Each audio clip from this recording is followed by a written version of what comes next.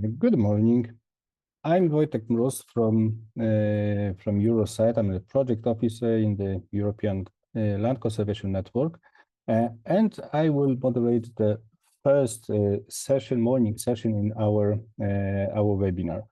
So welcome to all of you to our webinar on best practices in management of wet grasslands, stories from Latvia, Lithuania, Netherlands, Germany, and Poland. Before we start with the content of presentations, some housekeeping rules. So participant audio and video are disabled.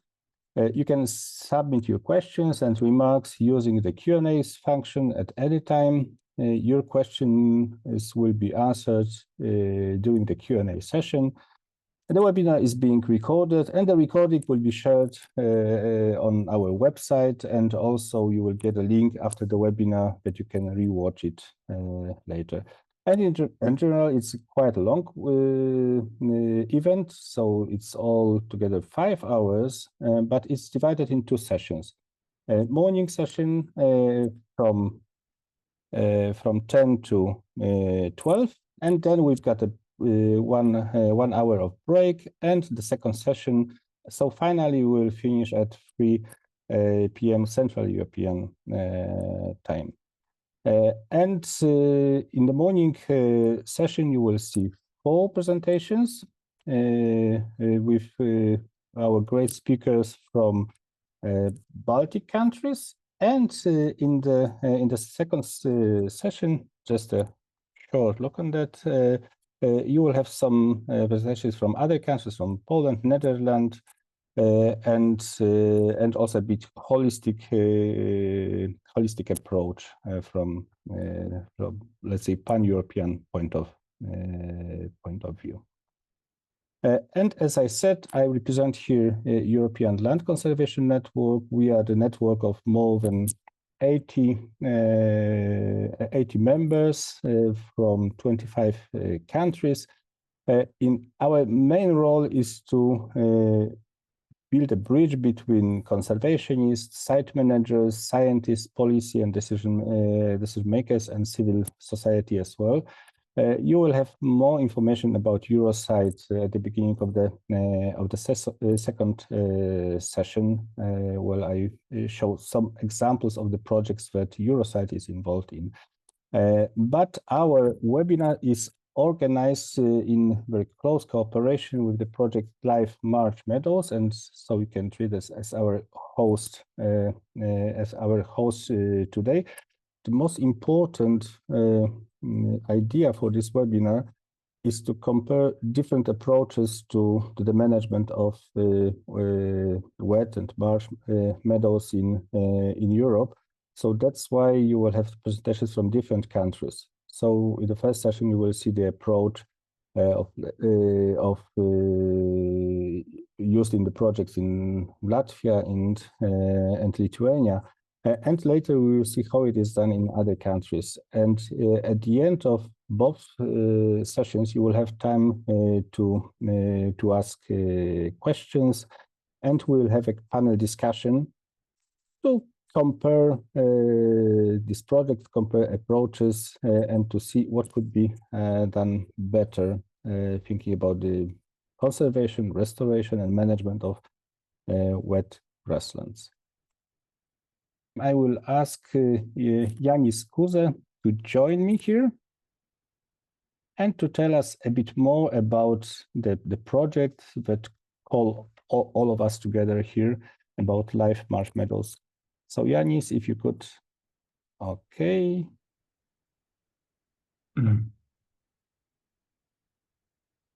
Yes, good morning. So I would like to share my screen.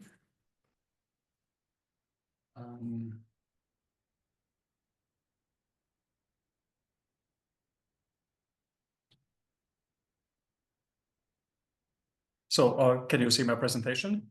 Perfect, we can see it. Just switch it to presentation mode.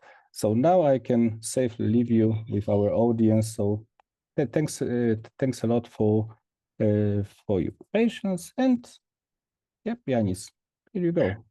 Okay, so thank you, Wojtek, for the introduction.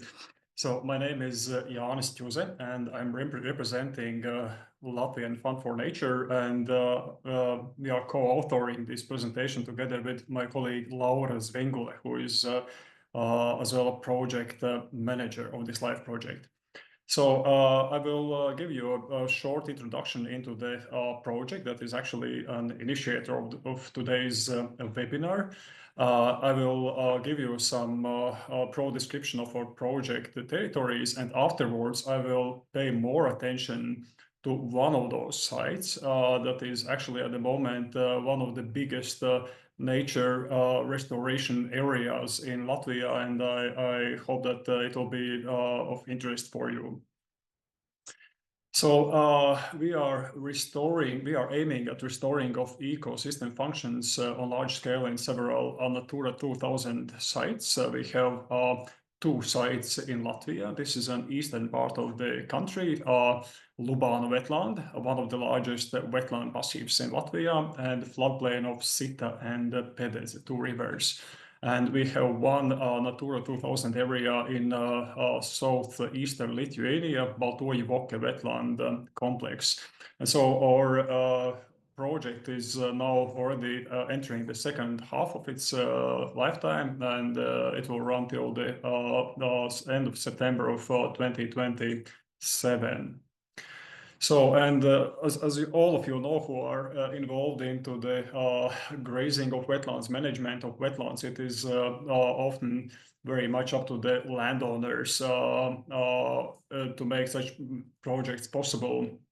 And in our case, we have 5 such landowners whom we are very, very grateful to, and who have been very helpful. And this is Valdus in Lithuania on the left side, and then Jurijs, Friedrich, Mareks, and Ivars in Latvia. And here you can see all of them in their natural habitats.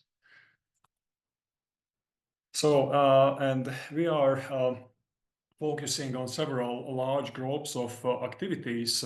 First one is restoration of hydrological regime. So these are 160 hectares in Latvia and 630 hectares in Lithuania, and I will tell you a bit more later about this Latvian side. And then we are aiming for restoring of more than 1,000 hectares of habitats of EU importance. And we are going for a long-term grazing management system that should be established in all of those restored areas. And all of these activities are done with a focus on several bird species.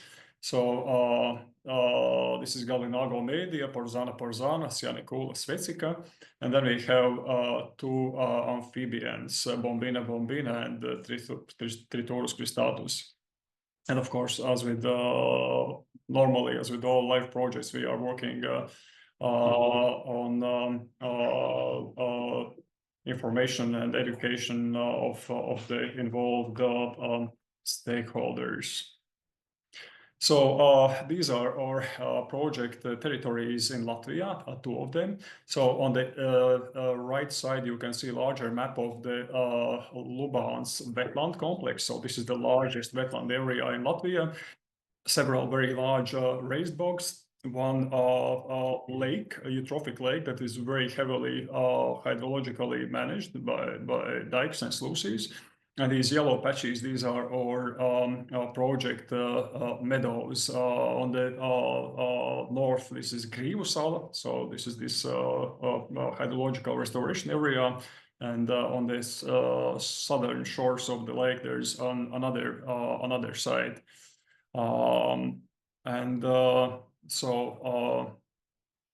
This is a bit close up on the left side, and on the right you can see our project territory in Lithuania. So this is a large wetland and grassland mosaic where the hydrological restoration activities are carried out at the moment, and the grazing scheme is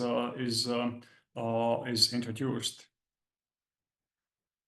And over the course of the years, of those first 3 years of the project, we have established grazing schemes in all 5 project territories. Grazing was started either in 2022 or 23 after preparatory activities, and that includes building of infrastructure, purchasing of grazing animals, buying of some techniques, and we have had some challenges, especially keeping in mind that most of those territories are really wet, and some of them are active floodplains. And the one that can be seen into this picture, this is Griusala. So in a spring, it is a lake roughly 1 meter deep, and then grazing and or hay cutting, of course, is possible only when the water retreats and the meadows dry out, and it varies from year to year. And there have been some seasons when grazing was almost not possible just because of the very late flood seasons. And additional factor is that the changing climate, we have those flash floods that are happening suddenly in midsummer, and we had such situation 2 years ago when in June we had very strong rainfall, and actually it was an end of the grazing season for that particular site. So here you can see some of the pictures from our grazing grounds. And I'm going on to Griusala now. So this is our hydrological restoration area in Latvia. And so we are aiming for a renaturalization at a landscape level. So we are very ambitious here. And so our long-term goal for us as an organization here was in cooperation with the landowner to restore semi-natural water conditions here in entire area. And in this picture, you can see how this site looked like before we started to work there. So it was an heavily drained area. It was drained during the Soviet time in mid-20th century. And it was largely abandoned at end of previous century and beginning of this one. So these ditches, they were overgrown by trees and bushes, and they were fragmenting the landscape. And so, of course, there was some biodiversity, but this potential of large open wet grasslands, it was not, how to say, exposed here. So we had to do something to change these conditions. So this is a floodplain of 3 rivers, River Aiviekste, Pededze, and Bolupe, and it has been affected by the dredging of River Aiviekste. And Aiviekste is this lower, largest stream that can be seen on the lower left part of these images. So this river was dredged in 1926, 1938. So that was the first major blow to this area as a floodplain. And then it was intensively drained during the Soviet years. So you can see this very dense network of drainage ditches. And on the right side of this image, you can see 2 areas marked by the blue color. This is a project area of project LIFE Agpom that was carried out here. So we have started to work with the restoration of hydrology there already with this first LIFE project. And now with project LIFE MarshMeadows, we are going for this red marked territory. And there's just a small part of this island, Griusala Island area, remained and waiting for the final project to complete restoration of these hydrological conditions there. And so yes, we have started with this project LIFE Agpom in 2016-2020. We have closed first 30 kilometers of drainage ditches, and the total area covered by this project was 213 hectares. And now with this new LIFE project, LIFE MarshMeadows, we are going for another 160 hectares, and we are going to fill another 19 kilometers of these ditches. And now we have, in cooperation with the landowner, already a third project in the pipeline, and it will cover the remaining 55 hectares. And if everything will go as planned, in a couple of years, all of this huge area will be restored in conditions close to natural. So we can't restore 100% natural conditions just because of this dredged river there. So these basic hydrological conditions can't be restored as it was before, but we can go closer to this historical situation than it is now. So, and this work was done in several phases. First one was removal of bushes and trees. And the next one was blocking of ditches. And this was a challenging task to do because historically, when these ditches were created there, this material that was excavated, it was bulldozed over the meadows, leveled over the meadows to make the area flat and easy for hay harvesting. So that means that if we would like to go in an opposite direction, we would have to do the same, like bulldozing the upper part of the soil back into the channels, and that would mean a huge disturbance, and that is something we really didn't want to do. So we have taken material just from the edges, but that creates another problem. So that means that instead of one deeper ditch on this ditch line, you get a kind of shallower depression zone that is going along the same axis. And so it is still doing some drainage. So to avoid it, the answer is surface dams. These are special dams built over these depression zones. And you can see into this picture, roughly in the central part, there are these interruptions into those block ditches. This is the place where these surface dams were built. And usually it can be combined with the creation of small ponds, small wetlands. This is the place where you are taking the material from, and then you are using this material for creation of these surface dams. And as we know from practice, these surface dams, they are, if they are properly built, they can be really efficient in the blocking of these water flows and distributing the water into the nearby meadow areas. And these ponds, of course, they are good for biodiversity as well, because in the summertime when water goes down, groundwater level goes down, so there's still some water into those ponds, and these ponds can be used by amphibians and some birds and insects and so on. So, and we are managing this area by seasonal grazing, and as I already told before, it's at some times it can be really difficult. And additionally, hay is collected there, and so this biomass is removed. Some words about results, but I should inform that I can't answer specifically on the questions on botany, so I do not have my colleague here who could help, because I'm an ornithologist myself, but here are the first results from the vegetation monitoring. So this coverage of expansive species has declined over the years. And coverage of these broadleaf herbaceous plants has slightly increased. And what is important, we know that the coverage of litter has declined, and it has something to do with an introduction of grazing. And we know that in sites of those former ditches, ruderal species dominate, as well as typical expansive species of these alluvial meadows. And talking about the birds, this Grīvusala area or territory of project LIFE MarshMeadows is one of the most important sites for great snipes, Galinago media, in Latvia.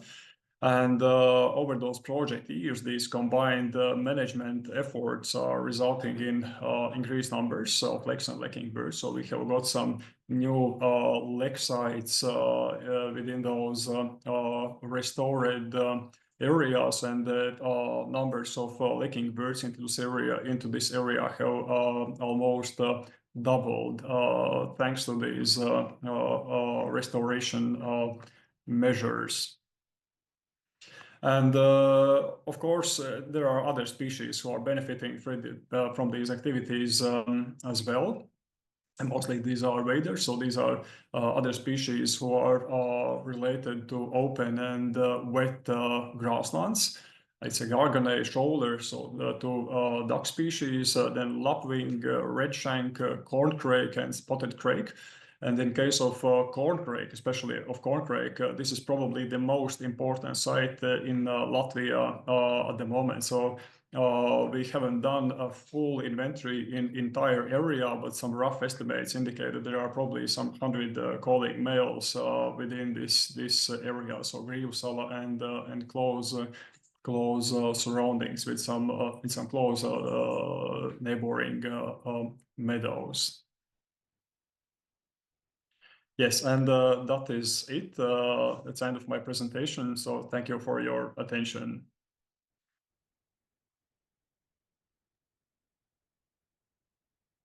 Thanks a lot, Jānis, for this great introduction and presentation.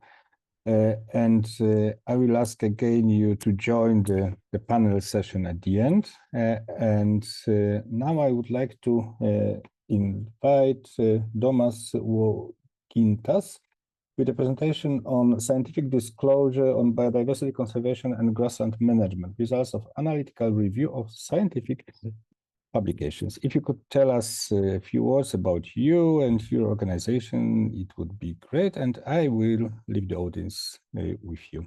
Thanks a lot. Hello, everyone. I hope you can see my screen and my presentation in Oh, not yet. Just show the information to you that it is not there yet. So we just see your video, but not the presentation. Okay, I will try again. It's almost there. It's on the way. Perfect. Just switch it to the presentation mode and it will be okay. So it's perfect. Okay, perfect. Here you go. Cool. So hello everyone, my name is Domas Uogintas. I currently work as a researcher and nature research center and then as an environmental expert at Baltic Environmental Forum in Lithuania. And today I'm going to present you a few aspects of analytical study that aims to review scientific publications on grassland management, not only on wet grasslands, but also on dry and semi-dry. And actually we conducted that study because we wanted to figure out, do our restrictions of managing grasslands has some scientific background or not? For example, do postpone of mowing grassland has some scientific arguments or not, or what is the optimal time for moving grasslands and so on. So first of all, I'm unsure that if I should promote grassland habitats in this webinar, but however, I would like to say a few aspects about it. And first of all, grasslands holds great biodiversity, especially in areas where it cannot be converted into farmlands. And secondly, grasslands can be considered as most vulnerable habitat types to compare to others. And also grasslands have the lowest level of protection compared to other biomes, even to compare to rainforests in Brazil, for example. And in the picture you can see a map of Lithuania where red polygons indicates grasslands which were lost during the last several years. And it's quite big problem now in Lithuania. And going further about our study, we carried out the study and we used scientific articles which were deposed in special database called Science Direct. And we created a query using keywords like Europe, mowing or cutting and grazing. And then we selected all articles which were written in English and focusing on research and reviews while excluding reports, books, book chapters, or similar content. And the subject areas were agriculture, biology, and environmental science. And of course, the search for keywords was conducted across the full article.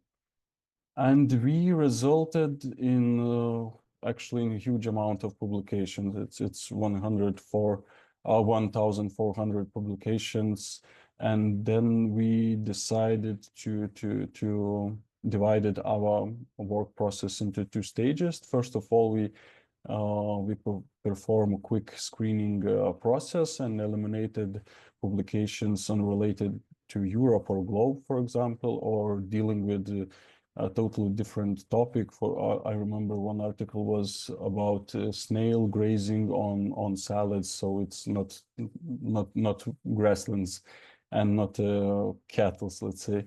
And then we resulted reduced number of publications, which were 548 publications, and then we check those articles and divided into 3 categories based on investigated object. For example, if it was about plant communities, then it goes to botany. If it was about insects, and it was it goes into entomology, and if it was about birds, it goes into ornithology group. And then we employed experts of those fields, and they conducted the second screening stage of those publications. And in total, in our study, we used 162 publications, and it resulted in like a document where you can find arguments about those restrictions, if it is have scientific background or not. And now I'm not going into our study as it is, but I would like to share some examples of articles with short notes, which I found interesting or contradict to each other, and to present to you. So first of all, this research was conducted in Germany, if I remember correctly, and it was in messy grassland. And messy grasslands are the most common grassland type in Europe and in Lithuania as well. And researchers concluded that actually that environmental conditions, like site-specific factors, are more important for plant diversity than management type. And actually they stated additionally that only low-intensity management supports biodiversity in messy grasslands. Another example related with the insects, Mayer with colleagues used artificial caterpillars, artificial larvae to calculate Carabidae beetles. Actually, they calculated bites on those artificial larvae, and then they calculated predation rate of those beetles, and they concluded that long-term grazing supports biodiversity of predatory arthropods, and also supports abundance of those arthropods in grasslands. Also, another example about butterfly species, it is Euphydrias aurinea. It's endangered species protected in many countries. And this study was conducted in calcareous grasslands, which is usually grazed because it's not very productive. And the baseline showed that 40% of those grasslands are occupied by the species. And then they conducted 3 occupancy scenarios over 50 years, and they concluded that if grazing will increase, the abundance of the species decrease, and if we use only grazing, the species almost disappear from area, and they say that no grazing is most suitable type for this species. So it's contradicts with previous studies that which arguments that extensive grazing is suitable for biodiversity. So it means that we must find optimal solution in this special case. Another example from Baltic states, from Estonia, it was a long-term study, and they tried to figure out the different management regimes on survival of Gladiolus imbricatus species. It's this species, plant species. And actually, the scientists recommended diversifying management approaches. And one of example could be they promoting late season mowing and actually reducing grazing intensity. And they suggest particularly avoid sheep grazing for this species. And actually they added that short-term evaluations can be misleading, and that's why we need long-term studies to figure out actual effects of management types. And going to the global scale, Gao with colleague Carmel reviewed grazing effects globally on plant species richness. You can see in the map where the studies were conducted, so mostly in Europe, but also in other continents.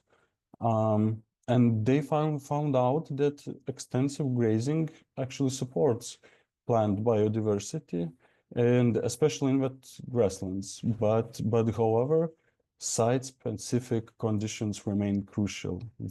So again, site is very important, and we must do not forget to adopt our grazing systems according to our site conditions. And also, not only intensive or extensive grazing affects diversity, also cattle breeds can impact vegetation. And for example, researchers compared highland cattle breed and production orientated breed, and they conclude that actually highland cattle showed significantly better impact to plant biodiversity, probably due to that they can reduce shrub cover, and also they can transfer a lot of plant species seeds from one patch to another patch. And so it's resulted significantly higher plant species richness in pastures grazed by highland cattle compared to those of production-orientated breeds. And another example also related with insects, arthropods. In this study, researchers conclude that grazing can positively support grasshoppers, Lepidoptera, even Coleoptera species. But however, grazing reduce spider diversity.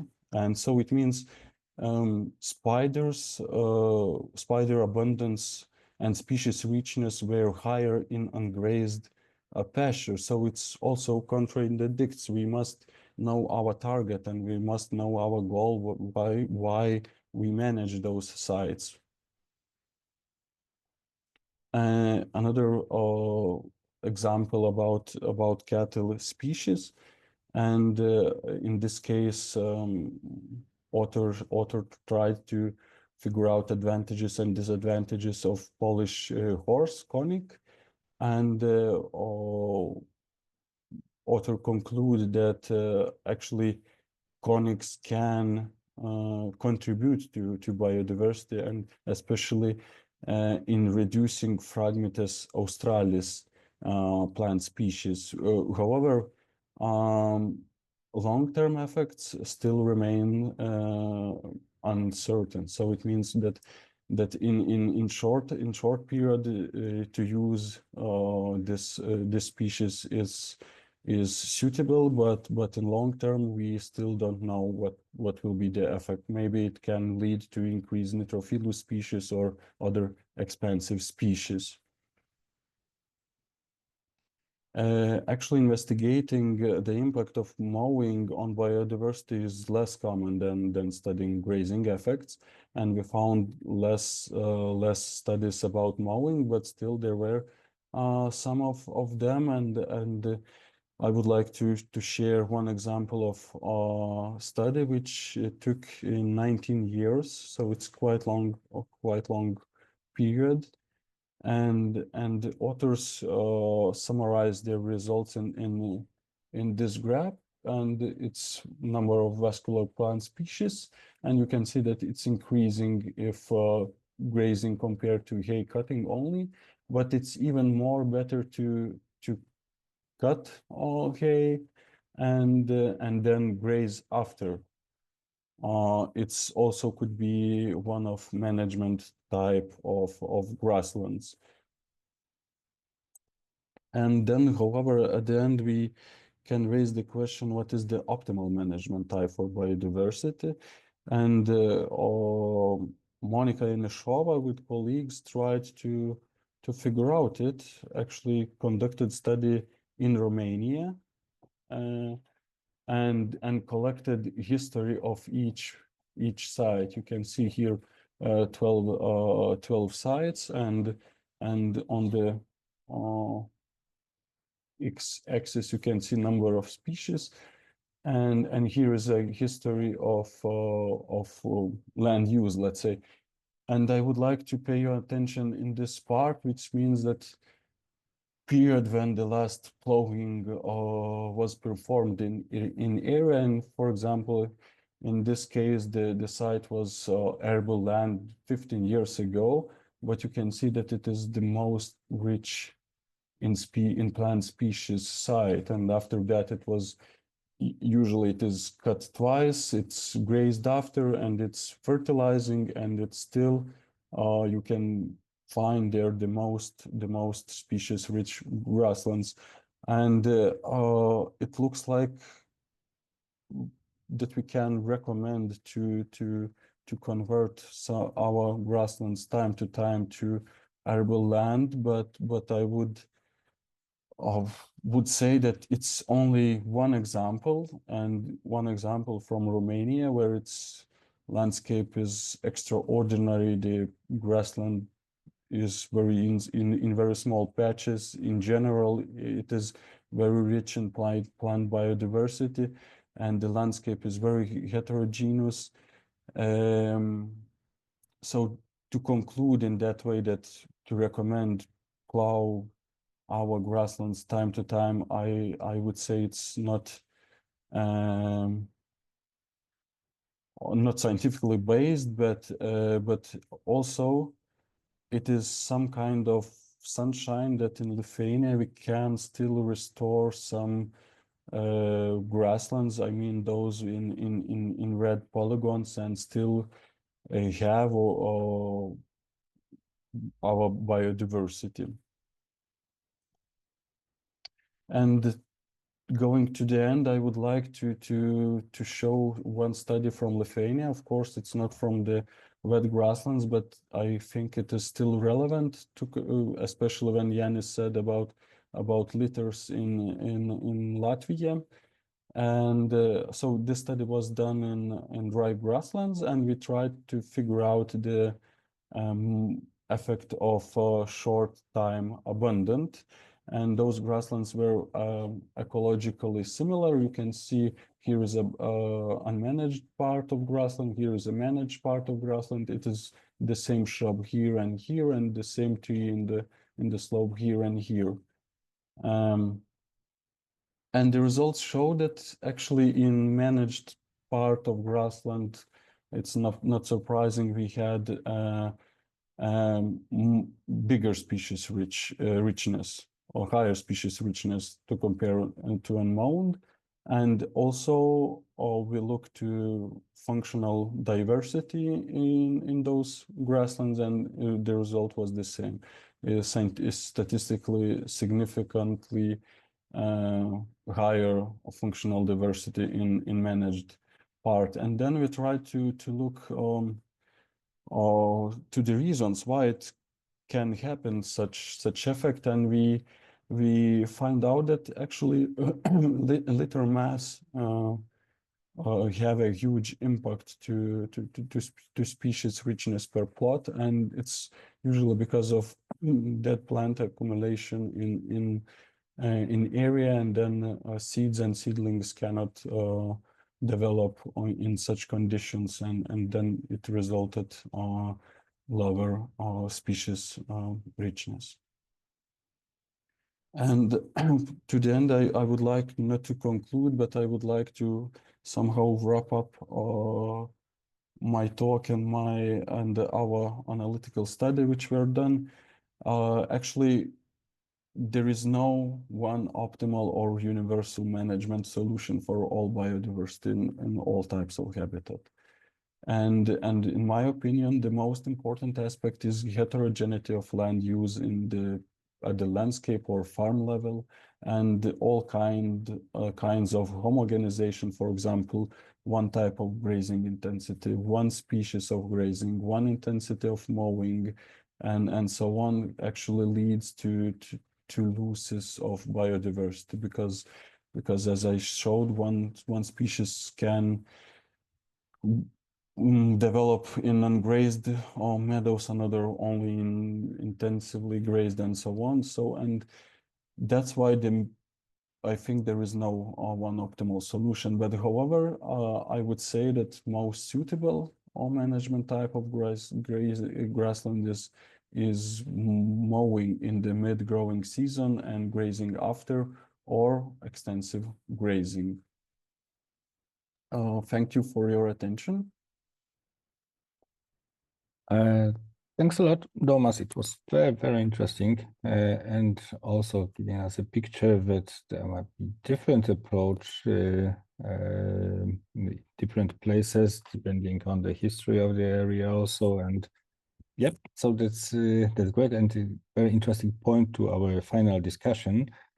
So thanks a lot, and just to remind to all of you that you can still ask the questions to Jānis and Domas using Q&A button. We will answer the questions at the end. And now I would like to invite here next presentations prepared by two speakers, Baiba Strazdiņa and Edgars Bojārs. And the title is 7 years of operating the mobile grazing herd as a habitat restoration tool in Latvia. Success and challenges. And I have to say that I like your title because it's something like 7 years in Tibet. So I'm sure that you, but just a reminder that we have a bit less time than 7 years to present it. Just give the time. You've got 20 minutes, and great to have you both here. And could you try to share your presentation, and we'll see if it's all there. Yeah. Hello. Yeah, I will. Yeah, we can hear you, but the presentation is not there yet. Okay. Here we go. And just switch it to the presentation mode. I hope that you can see and hear me. Perfect. Thanks a lot. And maybe first, please tell us a few words about you and your organization. Thank you.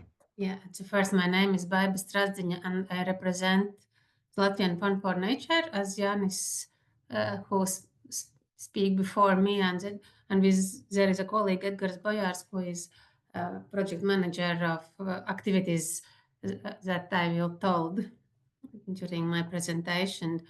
And yeah, I represent Latvian Fund for Nature, who is NGO established 30 years ago. Now this period we are focused on nature conservation, and in most our focus are on 7 natural grasslands, as the same in Lithuania. It's the most dangerous habitat type in Latvia, and that because the coverage during the last 100 years, as in other states of Europe, I would say, has dramatically decreased during last 7 years. During last 100 years, its declination is more than 97%. And the main reason, of course, is abandonment, land use changes, and inappropriate management. And as a result, all for grassland habitats is at bad conservation status at the moment.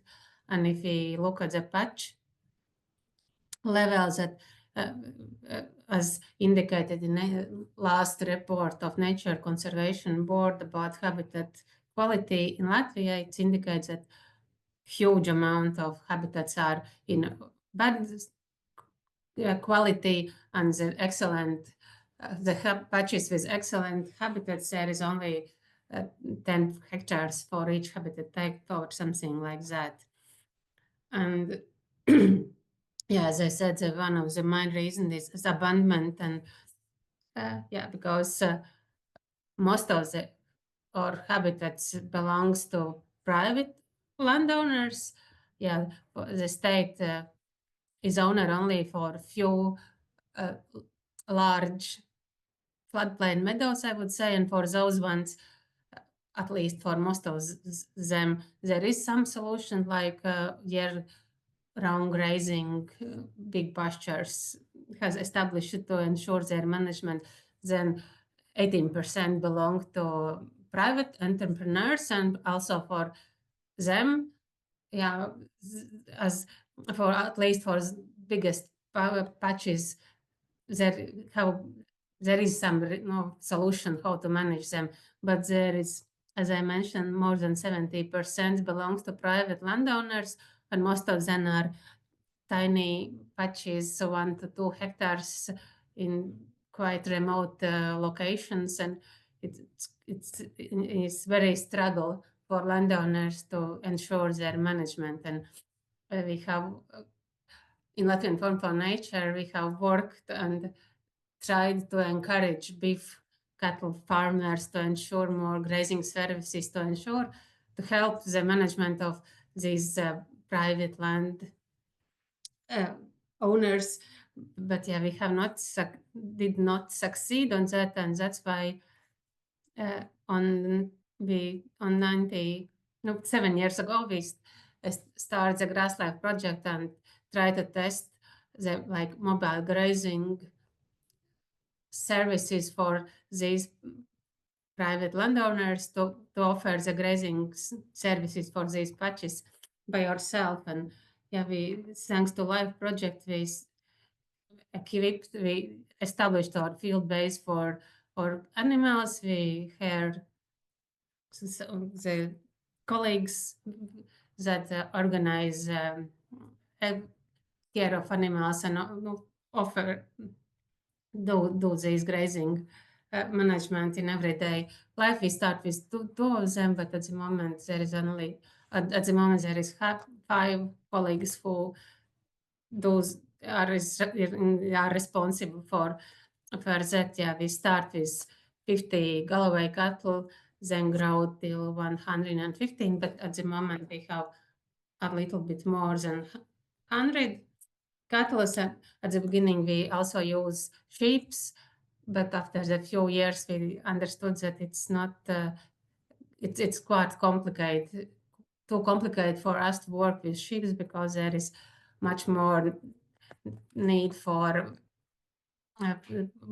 the sheep has much more need for better forage, for better pasture, for winter feeding, high quality, and also there is a lot of more jobs to make fences and so on. So skip this sheep part and now focus work only with Galloway cattle. And also, thanks to project, we purchase all necessary equipment to ensure transportation and winter, and equip the winter base to ensure the cattle feeding and other needs during the winter times. And we start with public announcements to get, to share the information that we are offering such as services. And during the first year when we did it, we get huge interest. We receive more than 200 applications. That means that only small part of it we could satisfy. And there was a huge interest for media also. And even one of the famous cartoon artists make jokes for this initiative. So it was very good publicity. But cases. And and after that we should select the sites where we can use, or with which from this application which we can manage with our mobile grazing herds. And it's depend on that. We try to select only the larger paddocks, the larger meadows, because at the beginning it was already clear that we will not to offer the service for very small patches. It will be very expensive. And yes, also was depend on location from our winter base. It was quite clear that we can offer the service on only quite small distances from winter base. And there's also accessibility cases, because there's need to reach these sites with cattle trailers, and also the critical issue is access to natural drinking water sites, because at the first year we try to offer also to bring the water to cattle on the meadows, but clearly we understand that it's too expensive and too resource consuming, that only one staff, for example, should spend whole summer for one paddock to manage the drinking issues. And also the question about how complicated it is to make fences, and how often, is there some tourist trails and so on, if they need to install fences, and quite many obstacles that set which on which side it can be set, in which sites we can use our herds and which not. And after site selection, there is annual work. That means they make contracts with landowners to agree on co-financing services, co-financing of these services, then to plan the schedule for grazing, to identify sites which should start to graze in early season, and some of them maybe there is a possibility to start later, and so on. And so on. Then for every patches we need to put electric fences, take animals to pastures, to ensure regular checking of the animals, fences, grazing intensity, and to clear the fence lines, and etc. Then bring animals to next pastures, and usually each group of animals visited 2 to 3 pastures per year. So it's also take a lot of time and work to organize these transfers.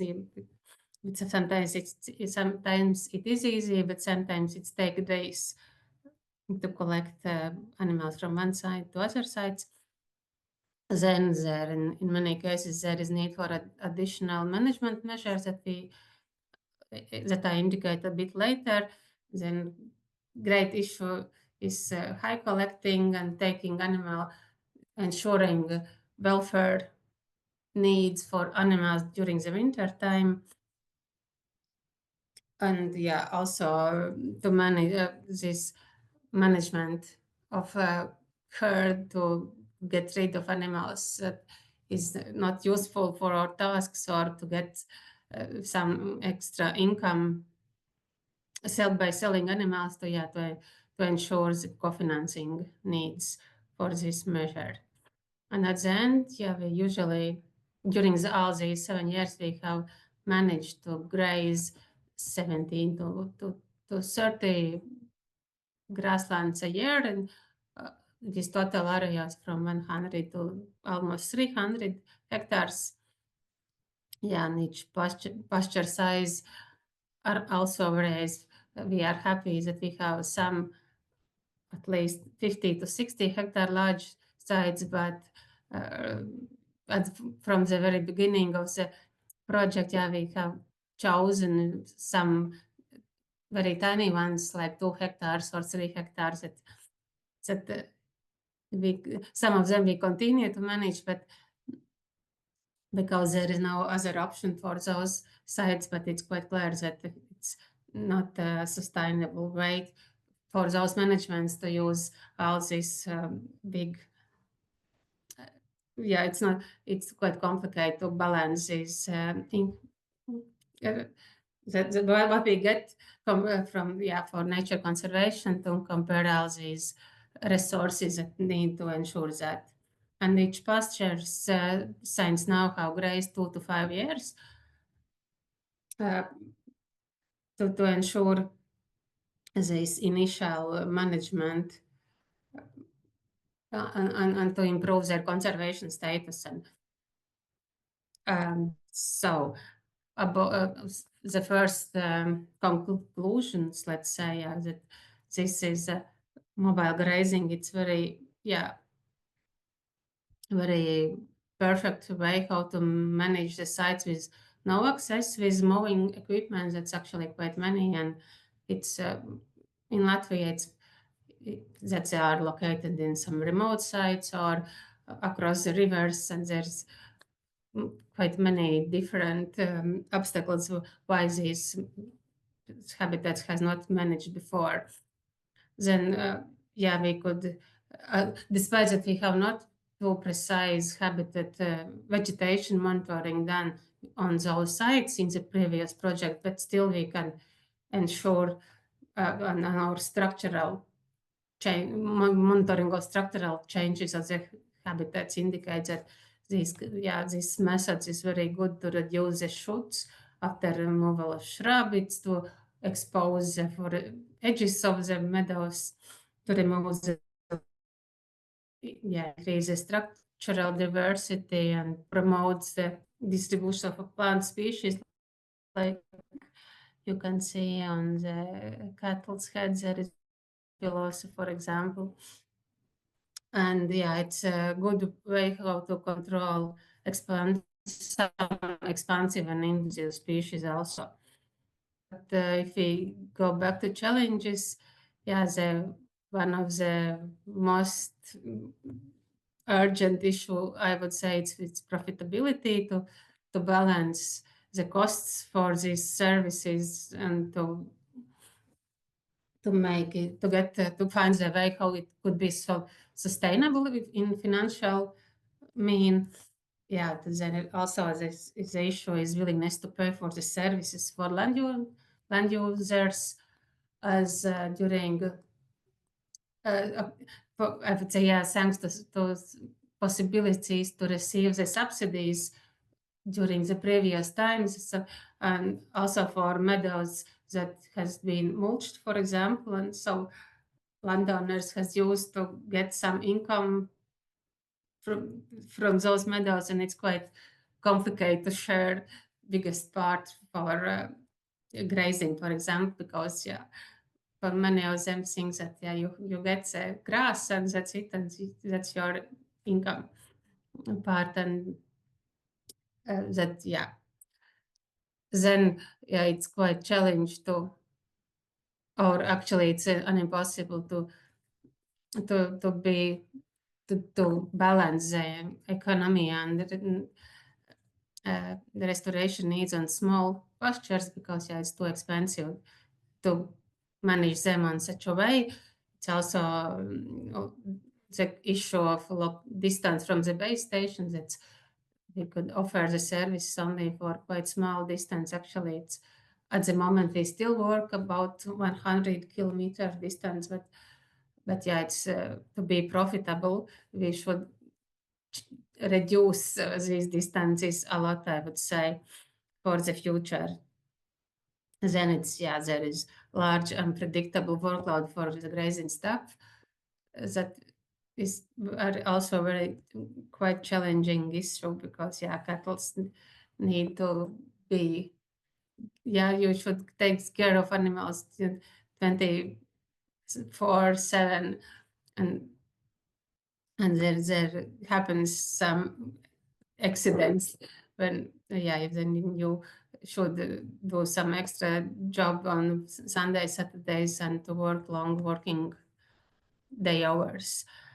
For most of the meadows, there's also need for additional management measures that I will indicate a little in the next slide. And then quite challenging question also is about winter feed, because we have quite dry summers has been, and during which the prices for hay has increased a lot, and we try to collect hay on our meadows to combining the mowing and grazing issues, but in most cases these pastures that is on bad conservation status, the quality of the hay that we can collect there also is not good enough for nowadays standards for animals' well-being, let's say. It's also quite challenging to ensure to balance this habitat management and feeding of cattle with such a hay, for example. And also, a lot of issue about management of interfeeding cyclids and ensure the animal welfare needs. It's to avoid of mud places, to ensure good quality feeding place, for example, and to offer to ensure our wintering needs for animals, and also equipment issues. The tractors broke up after 5 years and something like that. That you need to renovate your equipment time to time, and for us as NGO, it's quite challenging.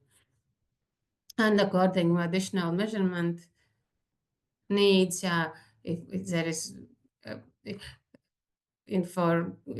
especially on wet meadows, there in many cases there is a problem with tussocks, for example. If it's 10 or 20 hectares on the pasture, it's good for diversity, but if the whole meadows, whole pasture looks like that, it's quite clear that there is need for additional measures to ensure improve the quality of the habitat. Now that grazing can't do all the job. That all the restoration needs can be done by grazing, or in many cases, in some places, in many places there is need for moving of undergrazed areas, especially for those ones that where grazing has not been started in very early in spring. And it's in most of the cases also, if it's not located in very species diverse landscape, where species pool can combine, can be improved by species rich small plots that are located close to or grazing sites. There is need to to improve the species composition by other means, by seeding, by feeding with species-rich hay, or adding green hay, green grass, or collects seeds and seed them on the meadows to ensure that the habitat quality could be improved during 5 to 7 years, for example. Otherwise, we are quite sure that the improvements happens only with grazing, but then it's need 10 to 20 years or something like that to get quicker results. There is need for additional measures. And last challenge, I would say, is how to find solutions, how to continue this activity after the LIFE project. After we are lucky that after the Grassland, we managed to start the second Grassland 2 project, where we continue our activity by our grazing, our mobile grazing herd located in this Vidzeme region, but that we managed for 3 more beef farmers agree to join on our activity and offer the grazing services on near the regions where they are operating. But and also we have learned from previous experiences of Grassland project, and we are planning for the Grassland 2 project. We plan to focus on longer grazing periods. That means that each pasture we will graze at least 5 years to hope to see the better results after the project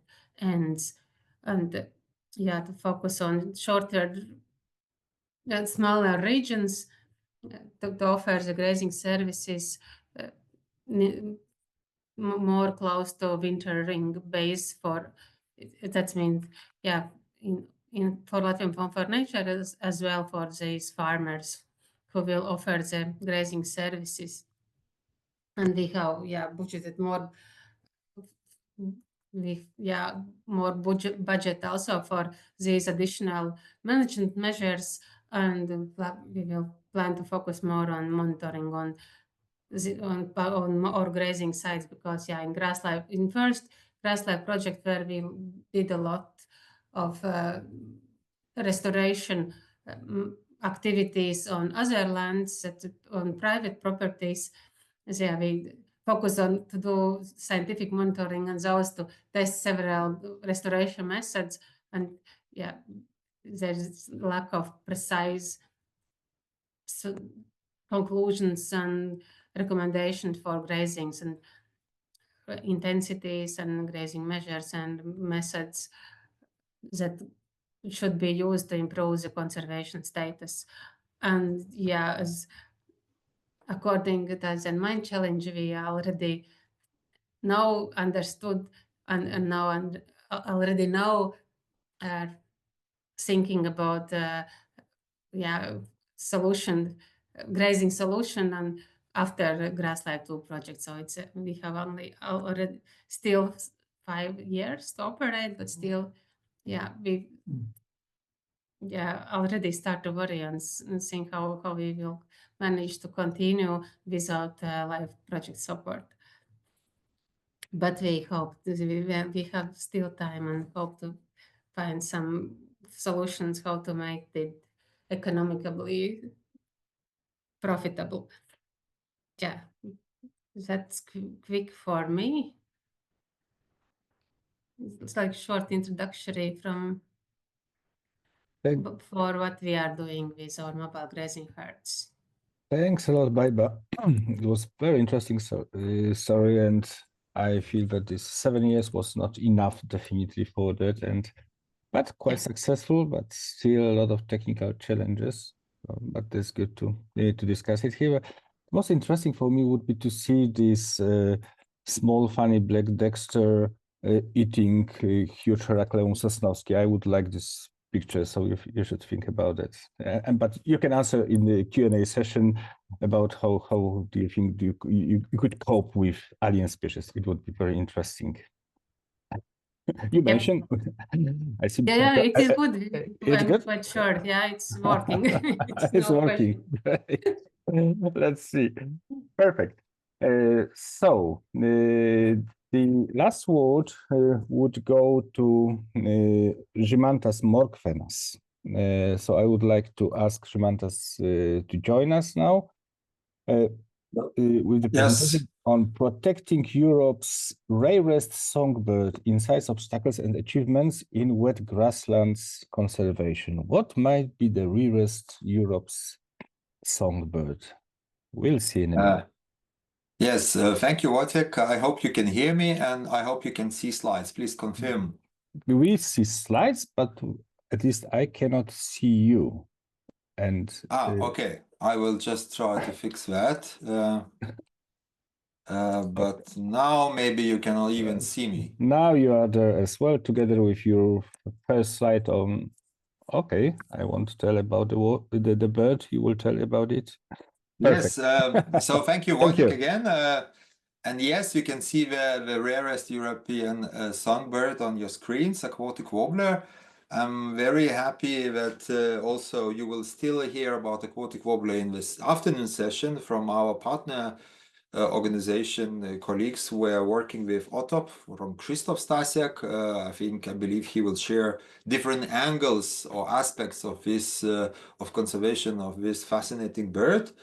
And I'm also happy to go after Baiba's presentation, because I think it is also is balancing very well, because Baiba was focusing on grazing, and I will not focus on grazing at all, because Aquatic Warbler doesn't like animals. So it's really about about more mowing and habitat restoration. Just to say a few words about the bird itself, Aquatic Warbler. This is indeed the rarest and European passerine bird on Europe's mainland. It is considered as globally threatened species with a vulnerable category.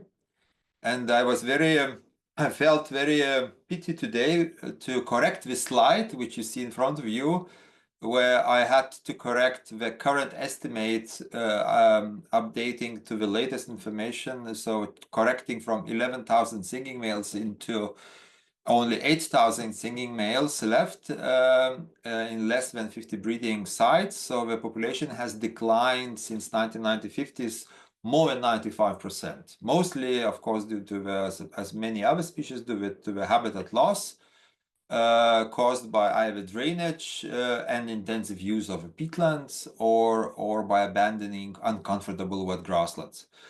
Another aspect and particularity of this species, that this is a long-distance migrant. It currently spends sometimes somewhere in Senegal, Delta, or Mali or Mauritania, in this area, so in sub-Saharan region. And this, of course, is a very particular challenge to ensure the conservation of these birds, because we also need to protect wintering grounds. I think Heinrich on the afternoon session probably will also talk a little bit about the challenges in that region for the conservation. The Aquatic Warbler, for instance, is currently experiencing loss of the habitat in its migrating route in Morocco, where habitats are turned into the strawberry fields, which are grown for Europeans to eat in wintertime. So please don't eat strawberries and protect Aquatic Warbler. I will not talk very details about the habitats, specific of Aquatic Warbler, because I believe Krzysztof Stasiak in the afternoon session will talk a little bit in more details about it. But here you can see the landscape. This is generally speaking, this is the species likes a big scale fenmires, alluvial meadows, really wetlands. Dominated by the sedge grass. So this species is really a habitat specialist. So it is really very picky taking the habitat for its breeding season. If I have to somehow to raise interest about aquatic warbler to non-ornithologists, I probably would mention these three aspects. One thing is we have tested in our region in Lithuania, now it is also continuous in Poland, the first ever conservation translocation of the long-distance passerine bird globally, and it was quite successful, with quite successful outcomes. I believe that Krzysztof will touch this topic also during his presentation, so we can really be proud and famous in this part of the region that we did the translocation of a long-distance migrant first, and with quite good results. This species also, in the current context, in geopolitical context, is also very problematic. We call it a bird of the war zones. 2/3 of the bird's population breeds in Ukraine and in Belarus, which are zones of war conflict, besides that, in wintering grounds, if we talk about the Mali, for instance, these are also quite difficult areas because of the military conflicts, and this raises a particular challenge for us, for the conservationists, to organize the conservation of the species. Another fun fact is that aquatic warbler have a quite unique promiscuous mating system, which means that they don't shape any pairs, and they are multiplying or mating. Male is mating with a lot of females, and females are mating with a lot of males. It's a kind of a fun fact. We say that this is a sex enthusiast bird. The interesting fact is that if you really look at the body weight of the male of aquatic warbler, the testicles weighs for 2/3 of its body weight. So it just shows how important the mating system is actually for the survival of the species. And actually, this is very, very interesting ecological adaptation, really, to maintain, to live into the isolated habitats, which are also quite often experiencing floods and little breeding success. So in the good conditions, the bird needs to multiply very quickly. Talking a little bit about our experience, Baltic Environmental Forum is an NGO, and actually also very glad to participate in this webinar as Eurosite member. We are working with aquatic warbler conservation already more than 16 years. And through the projects where you see on the right side the maps of the different projects we coordinated the habitat management in more than 25,000 hectares. So we have kind of 3 projects to highlight: the Baltic Aquatic Warbler project dealing with Lithuania and a little bit in Latvia. The project was focused on really urgent habitat restoration measures. Magni Ducatas Acrola project, which is started in 2015, but it's currently also ongoing and will be finalized next year, which worked a lot on the habitat restoration in Belarus, as well as in Lithuania, and then later in Poland and a little bit in Germany, dealing with the translocation of the species I mentioned you earlier. And the third project is which is just started last year, and it will continue until 2033, which is actually even wider geography, covering not just Lithuania, but also Poland, Germany, Hungary, and Ukraine. Almost all breeding range of aquatic warbler, besides Belarus, which we cannot involve because of the war conflict. That will continue working on the translocation, but also a lot of habitat restoration activities as well. We are also specialized in being really proactively working with farmers, with communication, engaging farmers in the conservation, motivating them to join agro-environmental schemes to protect aquatic warbler, and etc., etc. I mentioned about the piloting aquatic warbler translocation. And I think the other interesting aspect we are working at the moment is really, we are at the moment working to engage the carbon crediting approach for peatland rewettening and setting up the stepping stone habitat network for the aquatic warbler. So we aim to involve the carbon crediting financing tool to restore aquatic warbler habitats, and this would kind of ensure the financial sustainability and continuous habitat restoration to connect the isolated populations.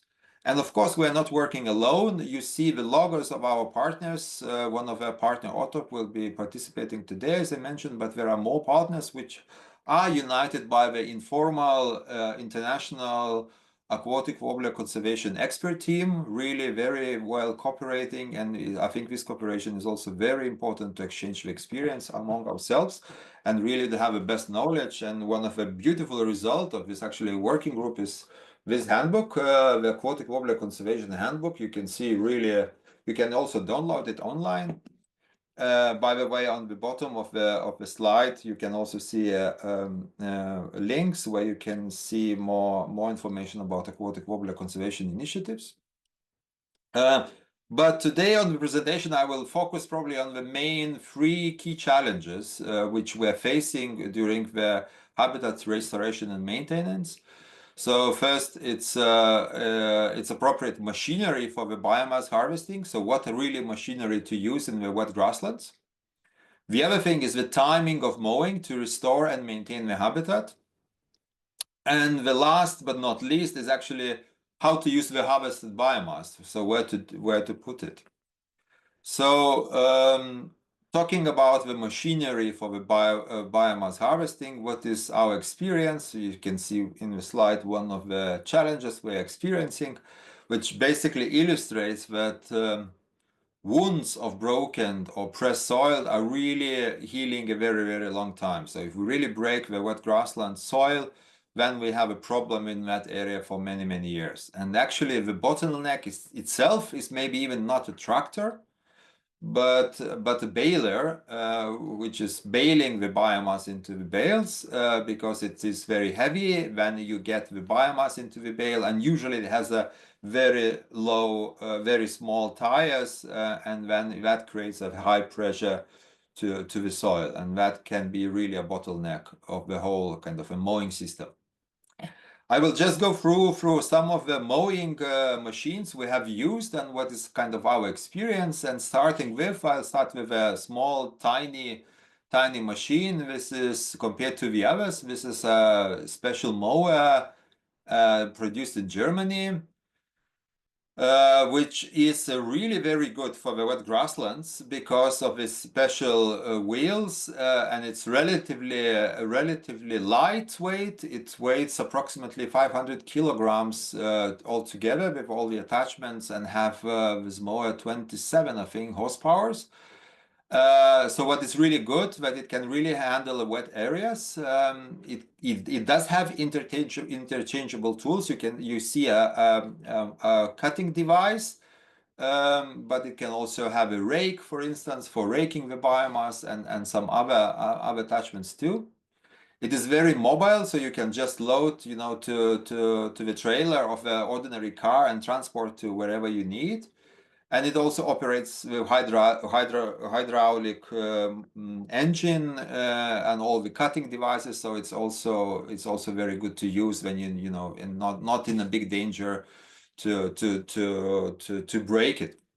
But it also have its downsides. Is very slow operation, and actually it's only suitable for a very small area. So for aquatic warbler habitats we experience, which are usually very big grasslands or wetlands, it is not really suitable. Only just tiny areas, like talking about 10 hectares or similar.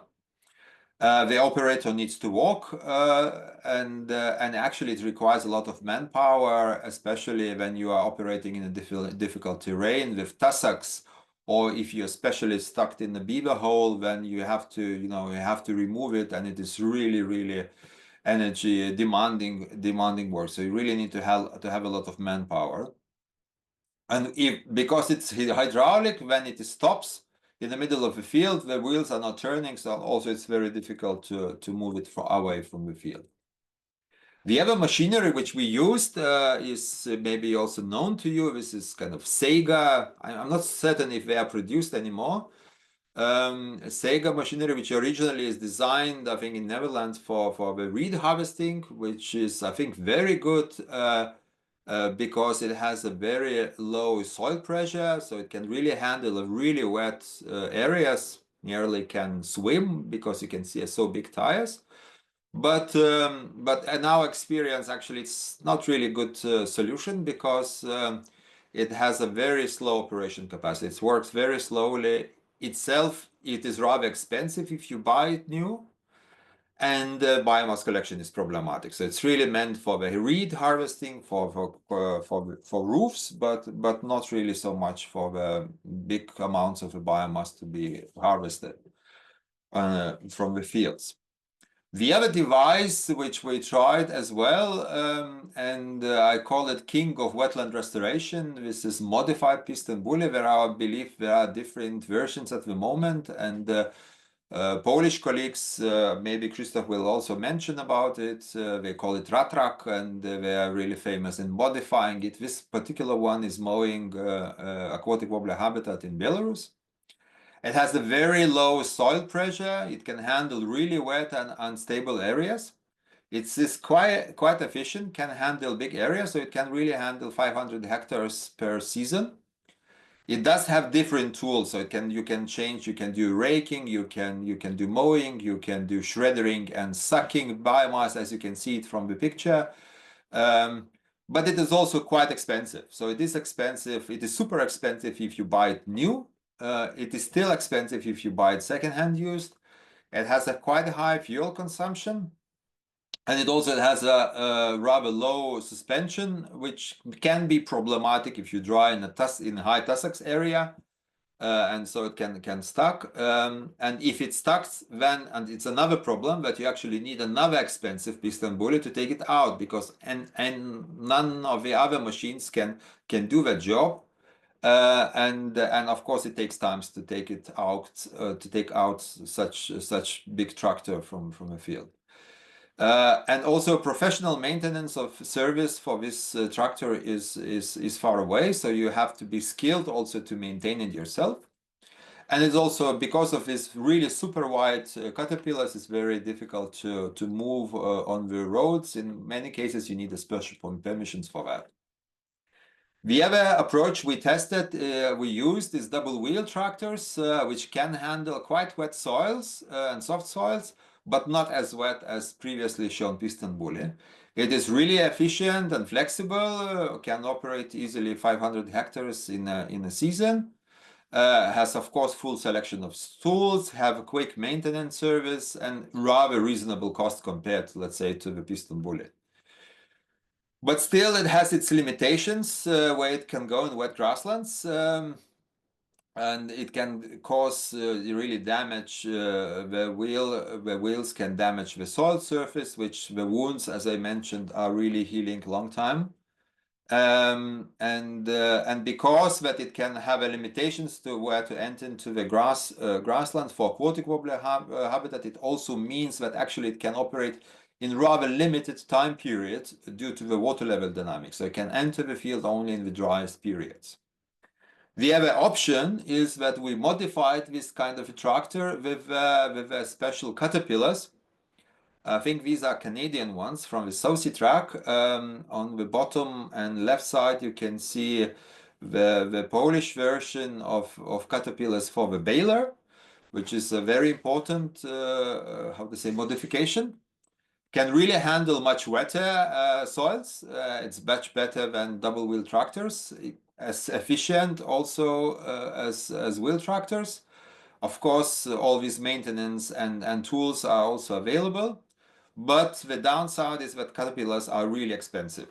And it's also suitable not for every tractor. So you really have to be careful how to combine them. There are special models for special tractors. It is not so easy to maneuver with these kind of caterpillars. And again, if it is stuck in a field, then you need another such tractor or a piston bully to get it out. So to really kind of to summarize our experience on use of a machinery, is we learned that the restoration strategy should really aim on collecting of the biomass which is already dried in the field. So so not collecting wet biomass is not usually a good option, because then you have a problem of what do you do with this biomass. So it is really use of the wet biomass is very, very problematic.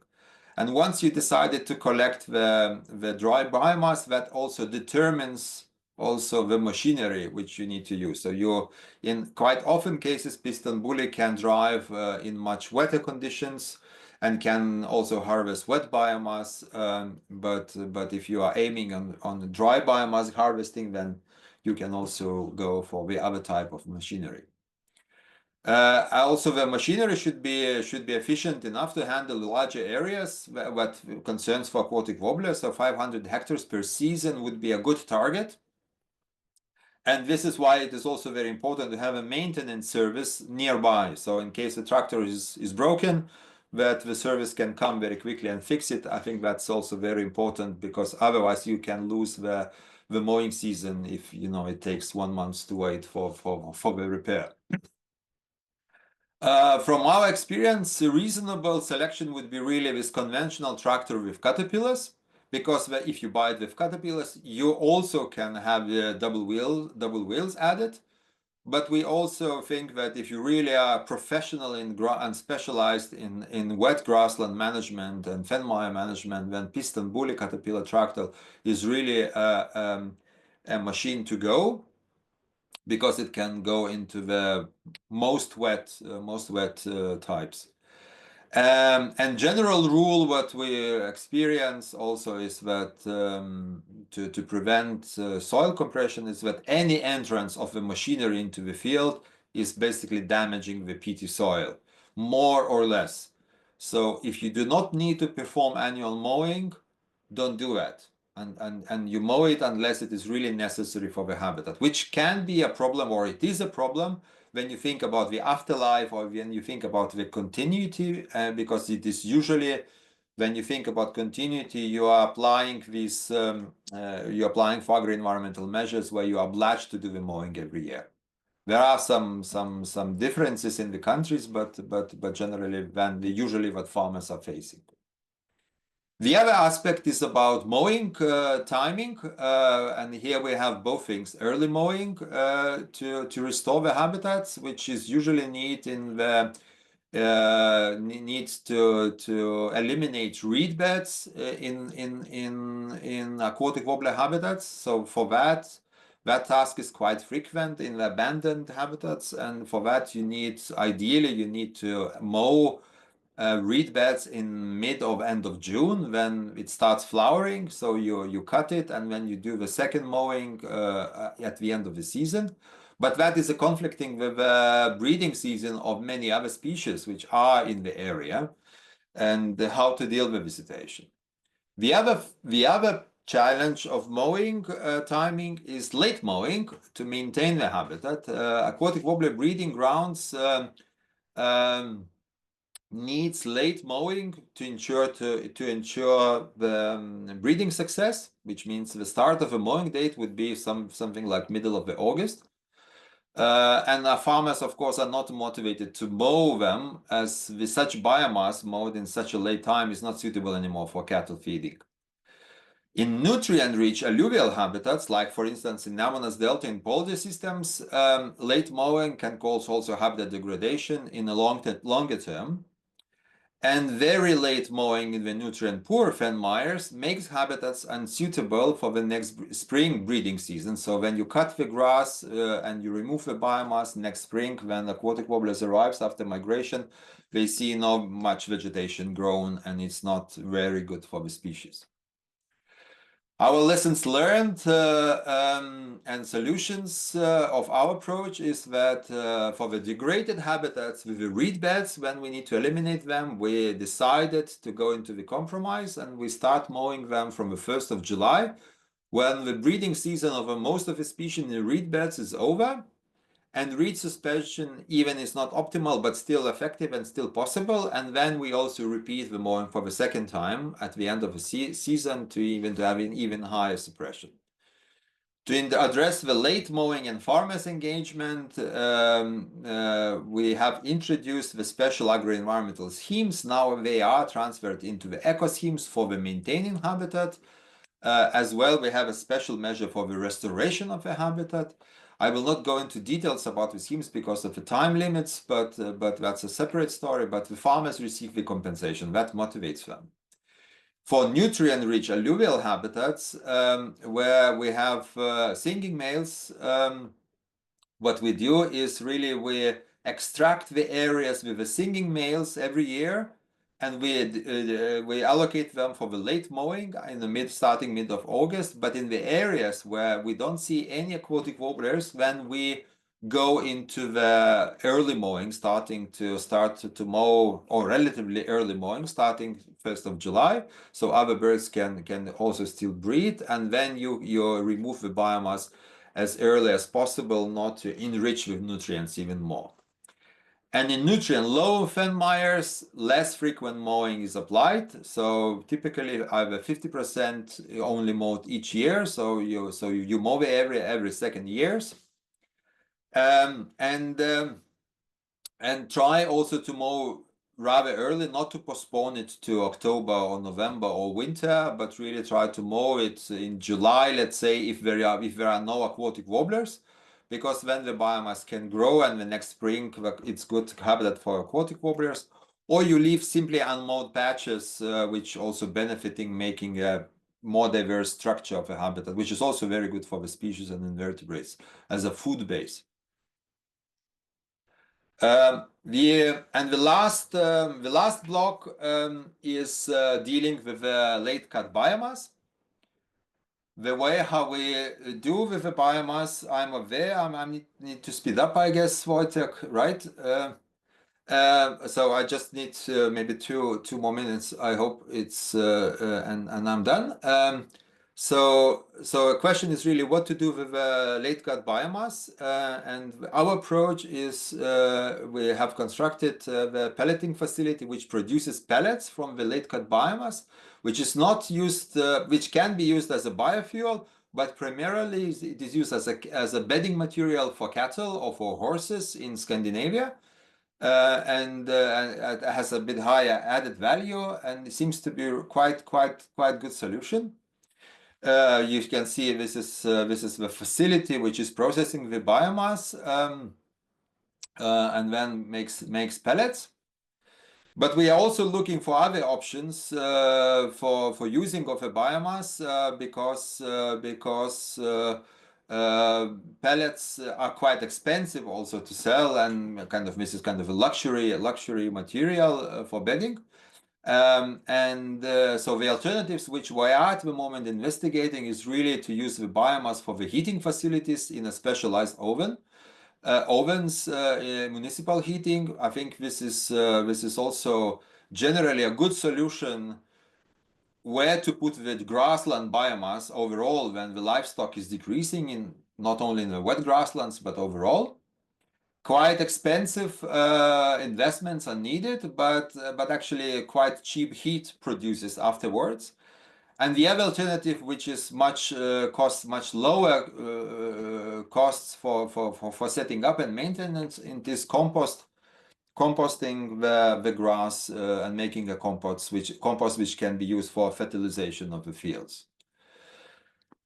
So that is our experience, and on the achievements, I think this graph just shows the trends of aquatic warbler population in Lithuania, which is increasing. You can see also our projects which are ongoing, and you can see that our projects has really contributed to the stabilizing Lithuanian population on aquatic warbler. But still, we see really a lot of things needs to be done. So a lot of work still is ahead of us. Yeah. So thank you, and I think I'm done. Thanks a lot, Žymantas. It was really great, and please stay with us because now we'll switch to the panel session. I just have to say that in the second session, you will hear more about Aquatic Warbler, our today's hero, I would say. Just two short remarks. That first, that I really like this mobile machinery. I'm just a bit afraid about these poor beavers and their holes. But that's good that they have many holes, so they can handle it somehow.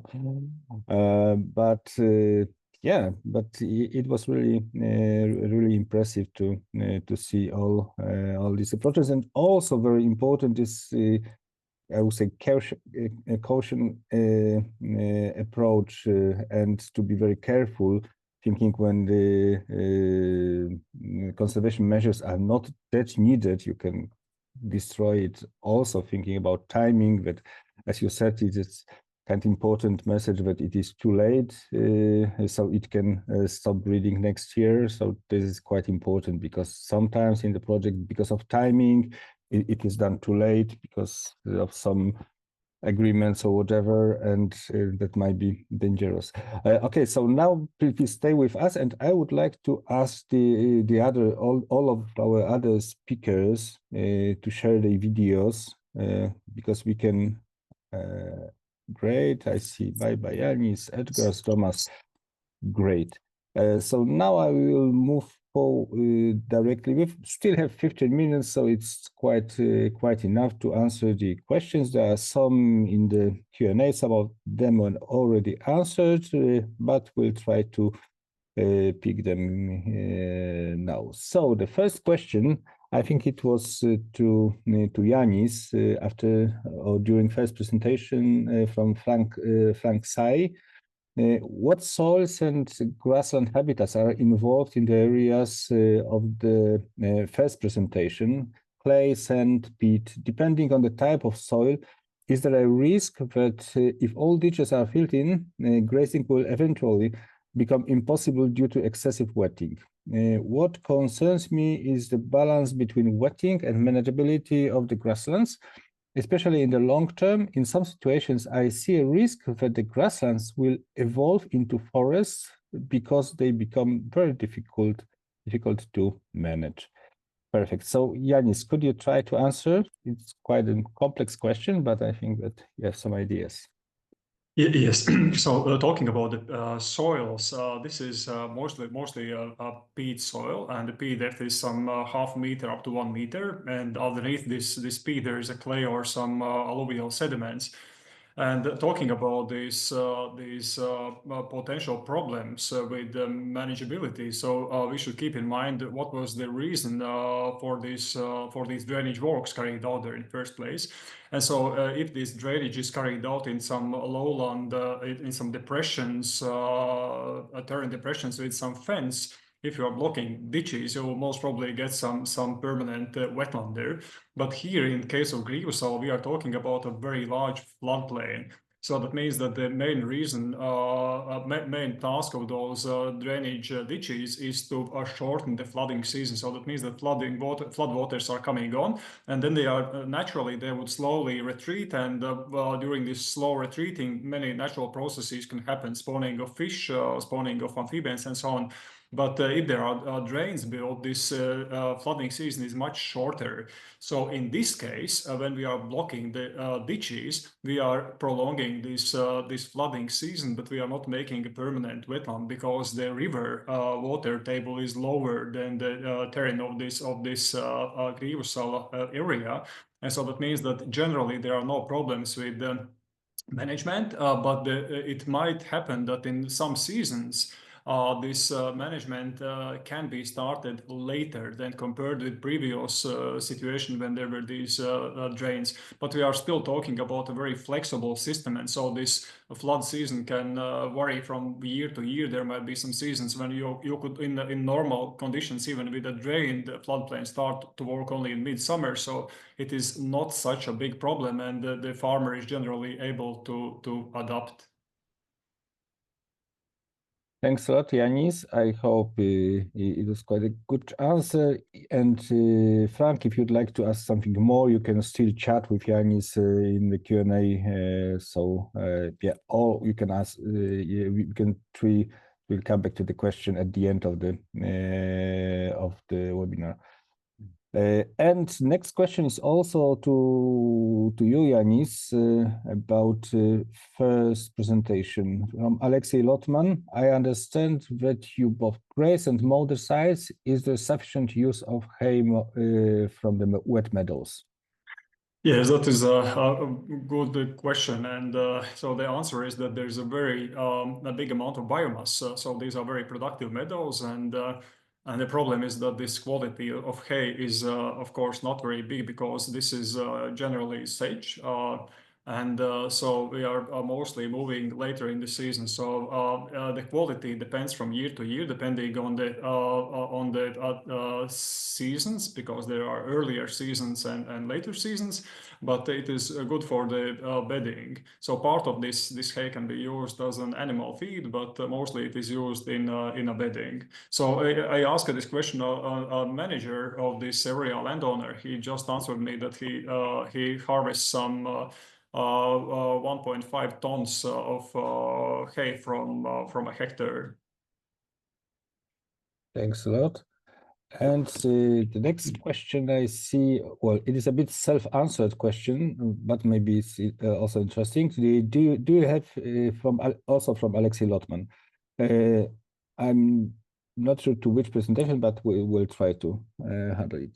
Do you have to use modified equipment for mowing wet meadows, like double tires or tracks, especially not only for mowing but also baling, etc.? Or are the sites sufficiently dry even after re-wetting, so the standard agricultural equipment can be used? And it was also, as I said, self-answered. Currently, some of my issues for the first presentation is being answered by the fourth presentation from Lithuania, but is it the case in Latvia as well? Maybe, I don't know, if you'd like maybe to start, Jānis, and Žymantas could add something. Is there a difference between two countries use of this equipment, for example? No, we are in a different situation compared with what Žymantas has told us. So in Grīvusala, this is mostly dry. If there was a time given for this meadow to dry out when the waters are retreating. So normally we are using a traditional machinery, sometimes with the double-wheel tractors, but there's no need for caterpillars or rip tracks or machines like the ones that are used in Lithuania in Aquatic Warbler sites. Okay, thanks. Žymantas would like that. I would say, yes, I think it is really important to try to use the ordinary agricultural machinery, and I will explain why. And it is, it is difficult dilemma between the manager of the site and the conservationist, especially if both sides are in the same person.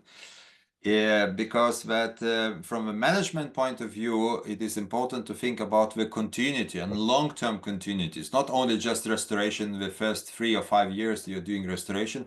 You have to think how you will maintain the area, and usually you cannot maintain with this super expensive Caterpillar, piston bullies, and so on. They are not so accessible. So if you have a possibility to use agricultural machinery, I think it's best, if it's best if you use it, because it's usually will be more quick. You will make the repair them more quickly. It is cheaper, and so on. And definitely, as Alex noticed, really, it is super important not just to attach the double wheels on tractor, but to think about also other supplements, especially baler. But also the trailer to transport the biomass, because you can have a nice tractor, but if you have a baler with one wheel as I said, you will destroy the whole habitat. But on the other hand, this approach and thinking from the long-term continuity and from the approach of economic approach, but how to make it cheaper, you are tempted to use the agricultural machinery and sometimes forget about the disturbance of habitat. And I think that's another side, is that you really have to be careful and not to be tempted to use this machinery if you really see trucks noticeable, especially in the peaty grasslands, because when you're pressing the soil and when you see the scars and when you do entering every year, then it gets worse and worse. That is kind of so it's always balancing. Thank you. And the next question goes to Baiba. It's from Jennifer Merton from NABU, from Germany. Can you briefly summarize again what was the main motivation of the landowners to participate in the program? Okay. Okay, Edgars will answer. Yeah. We agreed with Baiba that I will try to answer. If I understand correctly, the question is about the landowners using our grazing services. If not, Jennifer, please make a notice. And I would like to say that for every Latvian, nice surrounding, nice grassland is some sort of aesthetic and cultural value. So, and as many of landowners do not practice agriculture, do not farm, so they need some sort of mechanism that keeps the surrounding not overgrowing, nice, grassy. And I think also the communication initiatives by the Latvian Fund for Nature, advertising our offers in media, so they also brought success. And as probably Baiba mentioned, we received like 200 requests the first year, so that also brought success for this approach. And anyway, I think just to summarize, the biggest reason is that for many landowners, they do not have possibilities to manage grasslands themselves, and many of them probably are also not very poor people, and then they can afford to even to spend some money for our services. Maybe Baiba would like to add something. So, yeah, maybe I cannot. I would say that I guess that quite many landowners has fed up with struggling where to put all these hay, and if we are coming with grazing service, there is no question. If you buy a mowing service, then still you should solve the issue. If you are quite far away from other beef farmers, it's quite challenging where year after year where to put all these biomass that has been removed from the grasslands to preserve them. So the grazing is, that's why I guess, very sexy offer. I would say that everyone, it's possibility not only to keep the lands on the appropriate way, but also to solve this hay issue. If it's if it was a question about these people who are offering, applying for our services, why they are interested in it, I would say that's the answer. Okay, I see that it's satisfied Jennifer, the question, so thanks a lot. And yeah, great to hear, and maybe quite important, but it's not always just a matter of money, but also a good collaboration with local community, etc. Kind of, so quite important for implementation of any of the projects, right? Mm-hmm. Yeah, and I'm quite sure that the quite big issue is it's a question of values. People see that it's a value that he has some species-rich meadow, and so it's his willingness to preserve, because not of economy, but on other stuff, but just because he see that's values that should be preserved.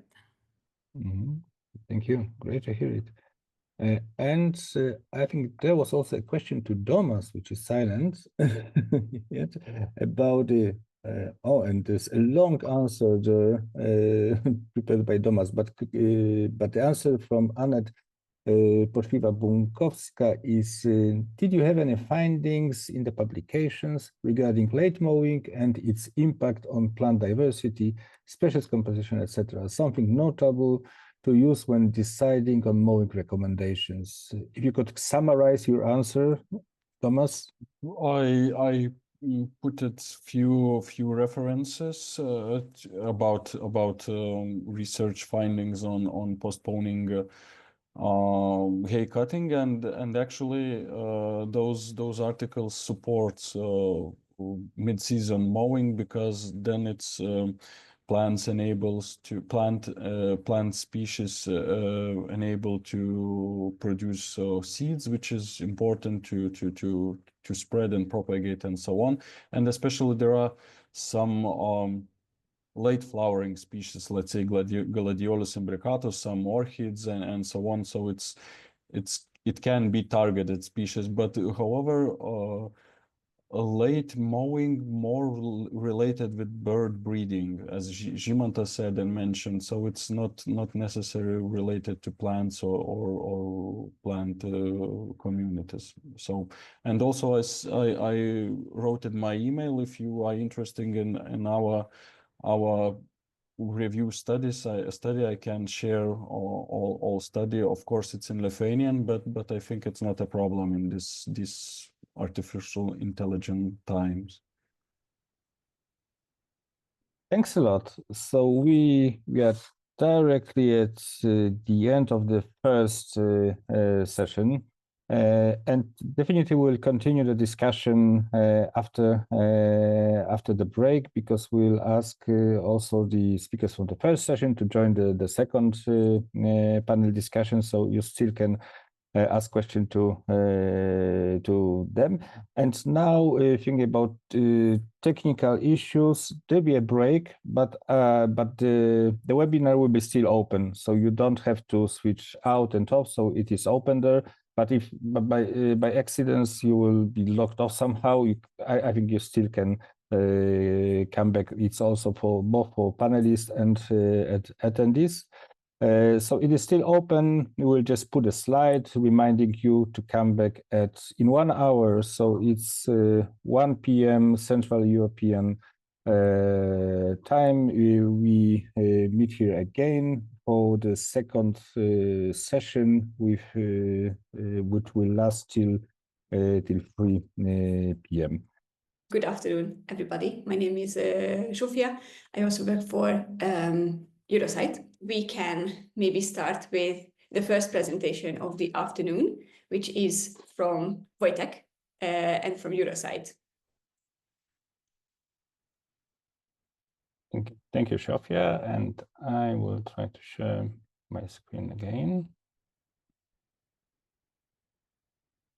Okay, I hope you can see it. Yes. Great. I just need to take this this poll down. Just see my presentation. Great, wonderful. So thanks for joining the second part of the session. This part of our webinar will be moderated later by Zsófia, but as I promised you in the morning, I will tell you a bit more about Eurosite and our network.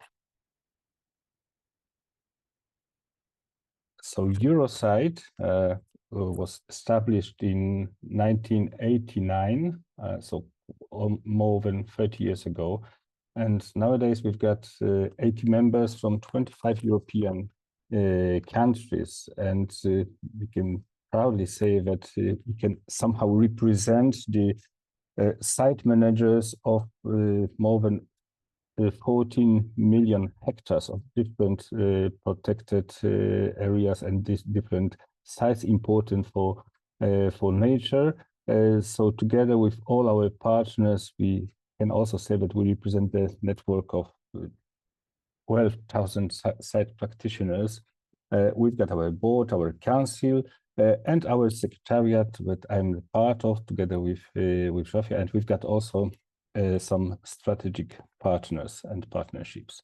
And the vision of Eurosite is connecting competence in conservation. So as you can see in today's webinar, our role usually is to join views, experiences, to share knowledge between countries, partners on a pan-European level. So, and our main vision is a Europe where nature is cared for, protected, restored, and valued by all.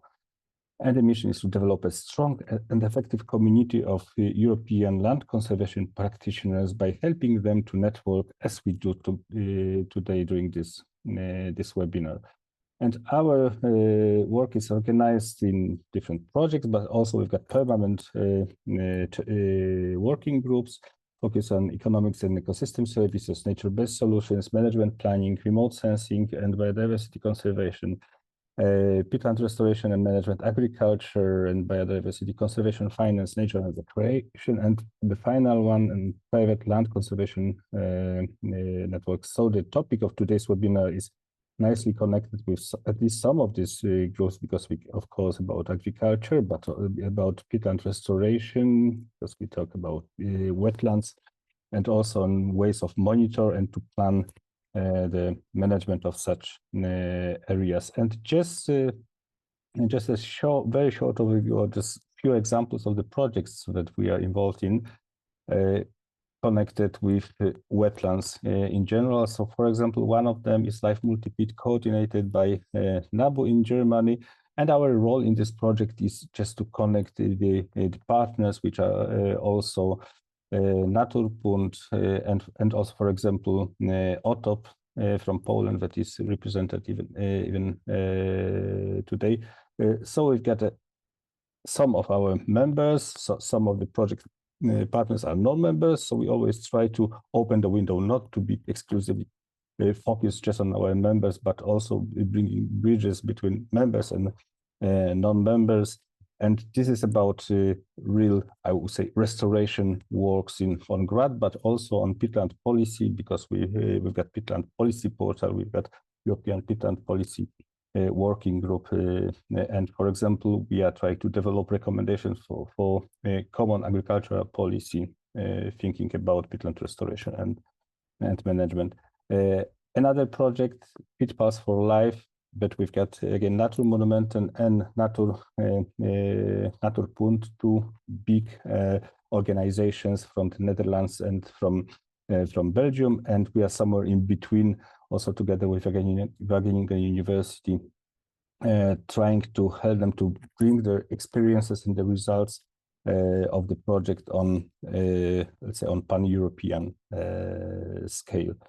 It was a bit mentioned, we are also quite focused on private land conservation, and that is a growing branch in nature conservation, definitely. And for example, sometimes we get information like recently from Italy, I'm the owner of something like 200 hectares of natural or nature reserve. I would like to do something there and to have some projects, to find some partnerships. So this is kind of music for our hearts, knowing that there are people that there are site managers, not always public, also private, that would like to join such initiative. And for example, there was a LIFE project focused on European networks for private land conservation under LIFE, focusing, for example, on citizen engagement in private land conservation, on business models, volunteering, etc.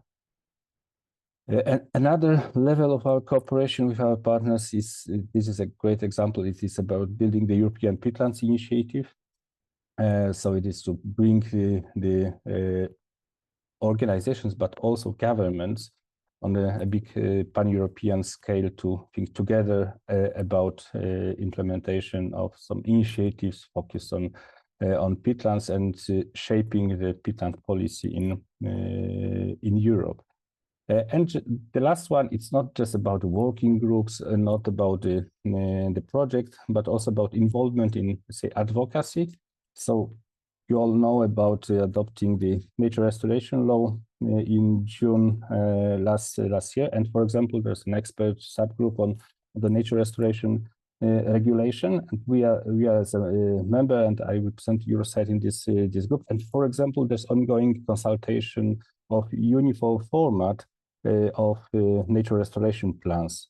So everyone can consult the document, but also together with our partners, we are preparing our common statement and some remarks and recommendations to implementation of restoration law, which in theory is great, but of course it is now still on the paper. So we do believe that we can do more with bringing the voice of our members and non-members, our organizations cooperating with us to the European Commission.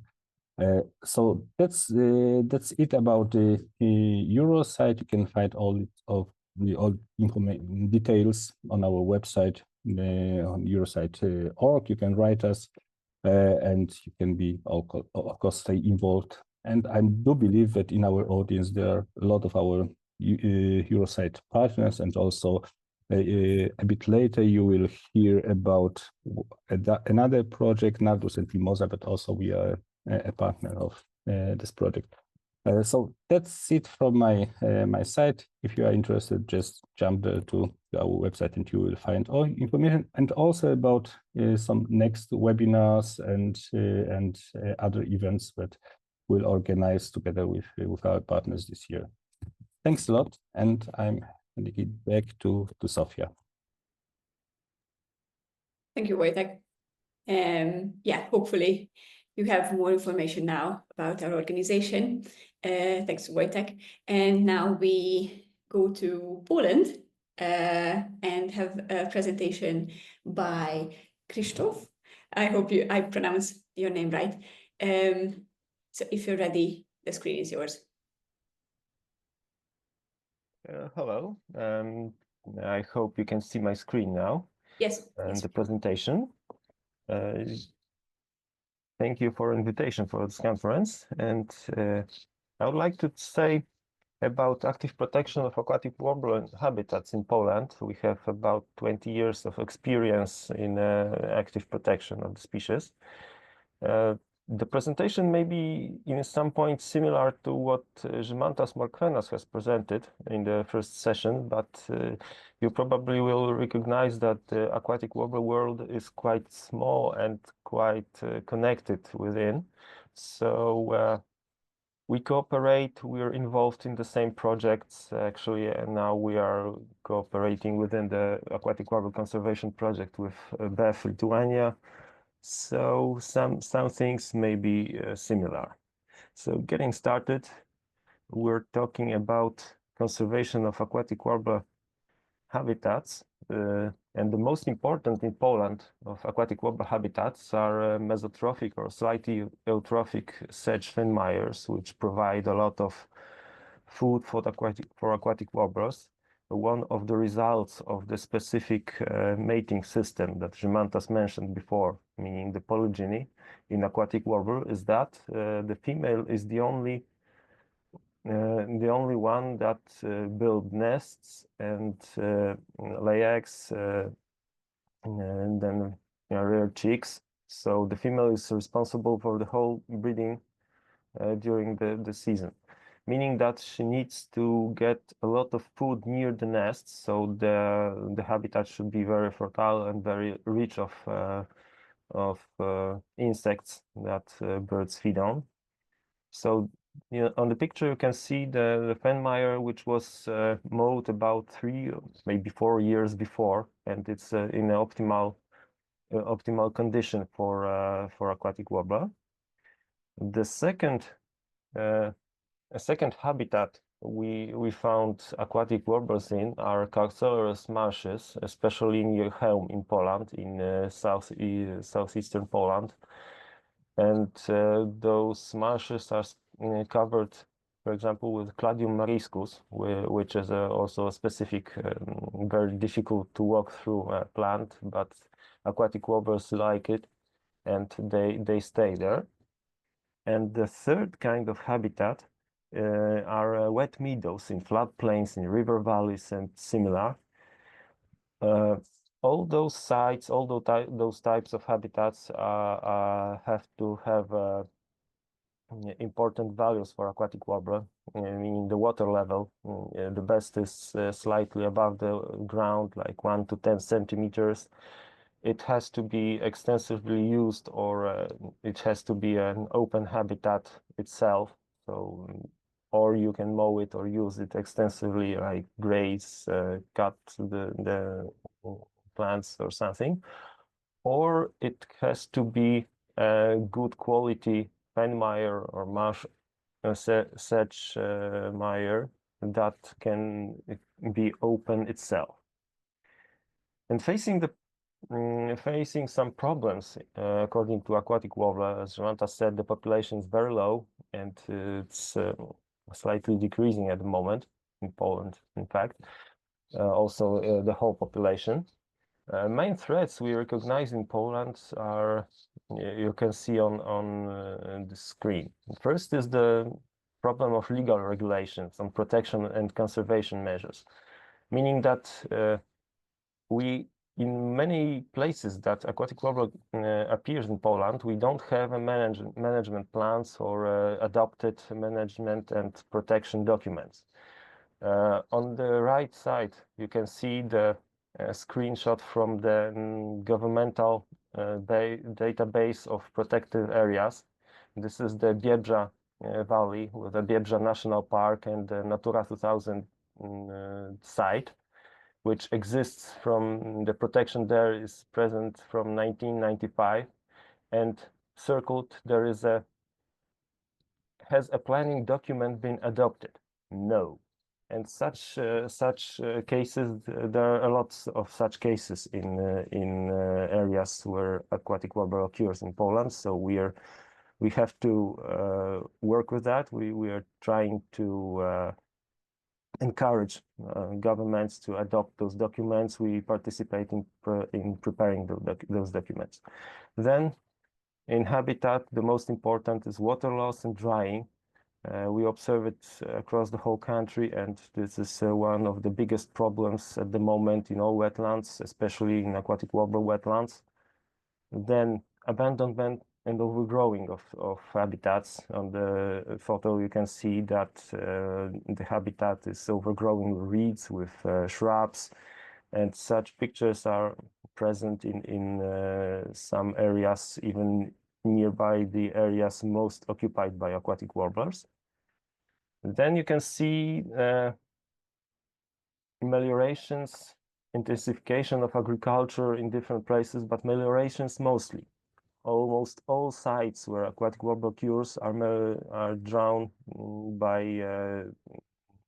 meliorations. You can see they are quite big, they are overgrowing with shrubs on the sides. Also, they need some management because they are fragmenting. This is another issue. They are causing the fragmentation of the areas, and also they're increasing the water loss. So these are the main issues. There are several others, but those are the main ones, and those we were facing through our projects since we started conservation of aquatic warbler. So first project started many years ago in 2005. It was a LIFE project in which we started to gather knowledge about aquatic warbler. We tried to introduce those piston bullies, in Polish called ratraks, that Žymantas mentioned. They will be present in this presentation also because they are one of the most important measures for aquatic warbler habitat management. So we tried to prepare them. They were invented to be used on marshland. They were equipped with some mowers and balers and other devices that are used in wetland habitats. And then we started the large-scale habitat restoration, overall covering 4,000 hectares of wetlands. It was in Poland, also in Germany. The land purchase was one of the important measures because it's always easier to manage the land that you own than the land that you have to gather permissions from authorities, from owners, from other people involved in management of the area. So as Biebrza National Park was a partner in this project, they purchased about 600 hectares and Otop purchased 350 hectares in this project. Placed in the national park buffer zone. So we covered with the social reserves the areas that were not included for some reason into the national park, but still were a good quality habitats for aquatic warbler. Then we participated in creating the agri-environmental measure for aquatic warbler in cooperation with the European Commission, with Polish government. We're still involved in that. I will say it a bit later about this. And we started preparations for introducing the biomass processing facility because the problem of biomass gathered from the wetlands was present and was to be solved somehow. The biomass was of low quality, but it was a lot of it. So there was another project which started a year before the first project ends. In 2010, we started the biomass use for aquatic warbler, so-called Aquatic Warbler and the Biomass, a LIFE project, which involved Otop and others, and mainly focused on the biomass processing and using the biomass from mowing of wetlands to somehow make it useful for other things. So in the management measures and habitat recovery covered in this project, as you can see, almost 4,800 hectares of wetlands and aquatic habitats. We set up the pelleting facility at Biebrza Valley in Otop. Otop has a regional office in Biebrza Valley, which was established then, and around this office there is a machine base, and it was a pelleting facility there also. And we made a full count of aquatic warbler in Poland, meaning recovering all the sites that were known that birds appeared there, and they were counted. So we had almost full information at that time about aquatic warbler habitats across the country, and it was the basis and the fundament for establishing the aquatic warbler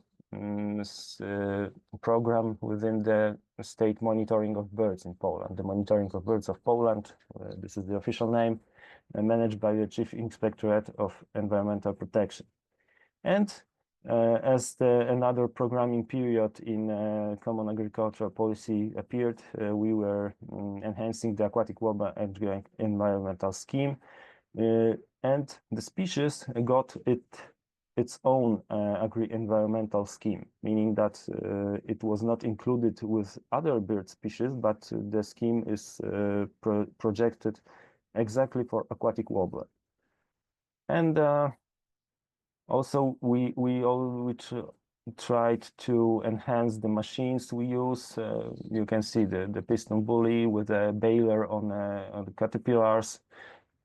The caterpillars also are a bit different than at the beginning because they are wider, then they cause lower damage to the ground while driving forward or backward, but they need a lot of more care while turning, because while turning you can damage more the habitat than with those thin ones, the metal ones. These are made of rubber mostly. So some enhancements, some changes, some fixing the equipment, also preparing the machine base for this equipment, because as Žymantas said, so, we have also the same experience that we have to be able to maintain the equipment near the place it works, and in fact, it's best to have the own workshop for all this in the place we keep the machines, not use the external, for example, external experts or external mechanics who have to come to repair our equipment. Then it was the project focused especially in Lublin region in southeastern Poland.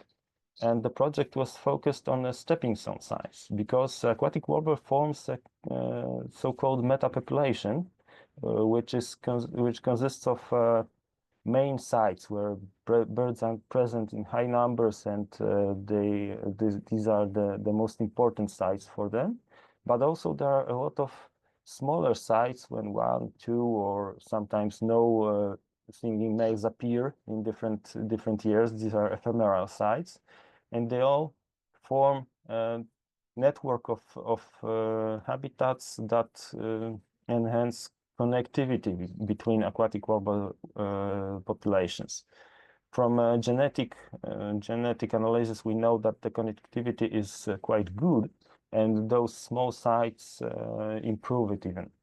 So we managed 13 sites. On 3 of them, we built dams to keep the water level higher and keep the water from winter and melting snow longer during the breeding season, enhancing the water level within the habitat. And on 10 other sites, we made the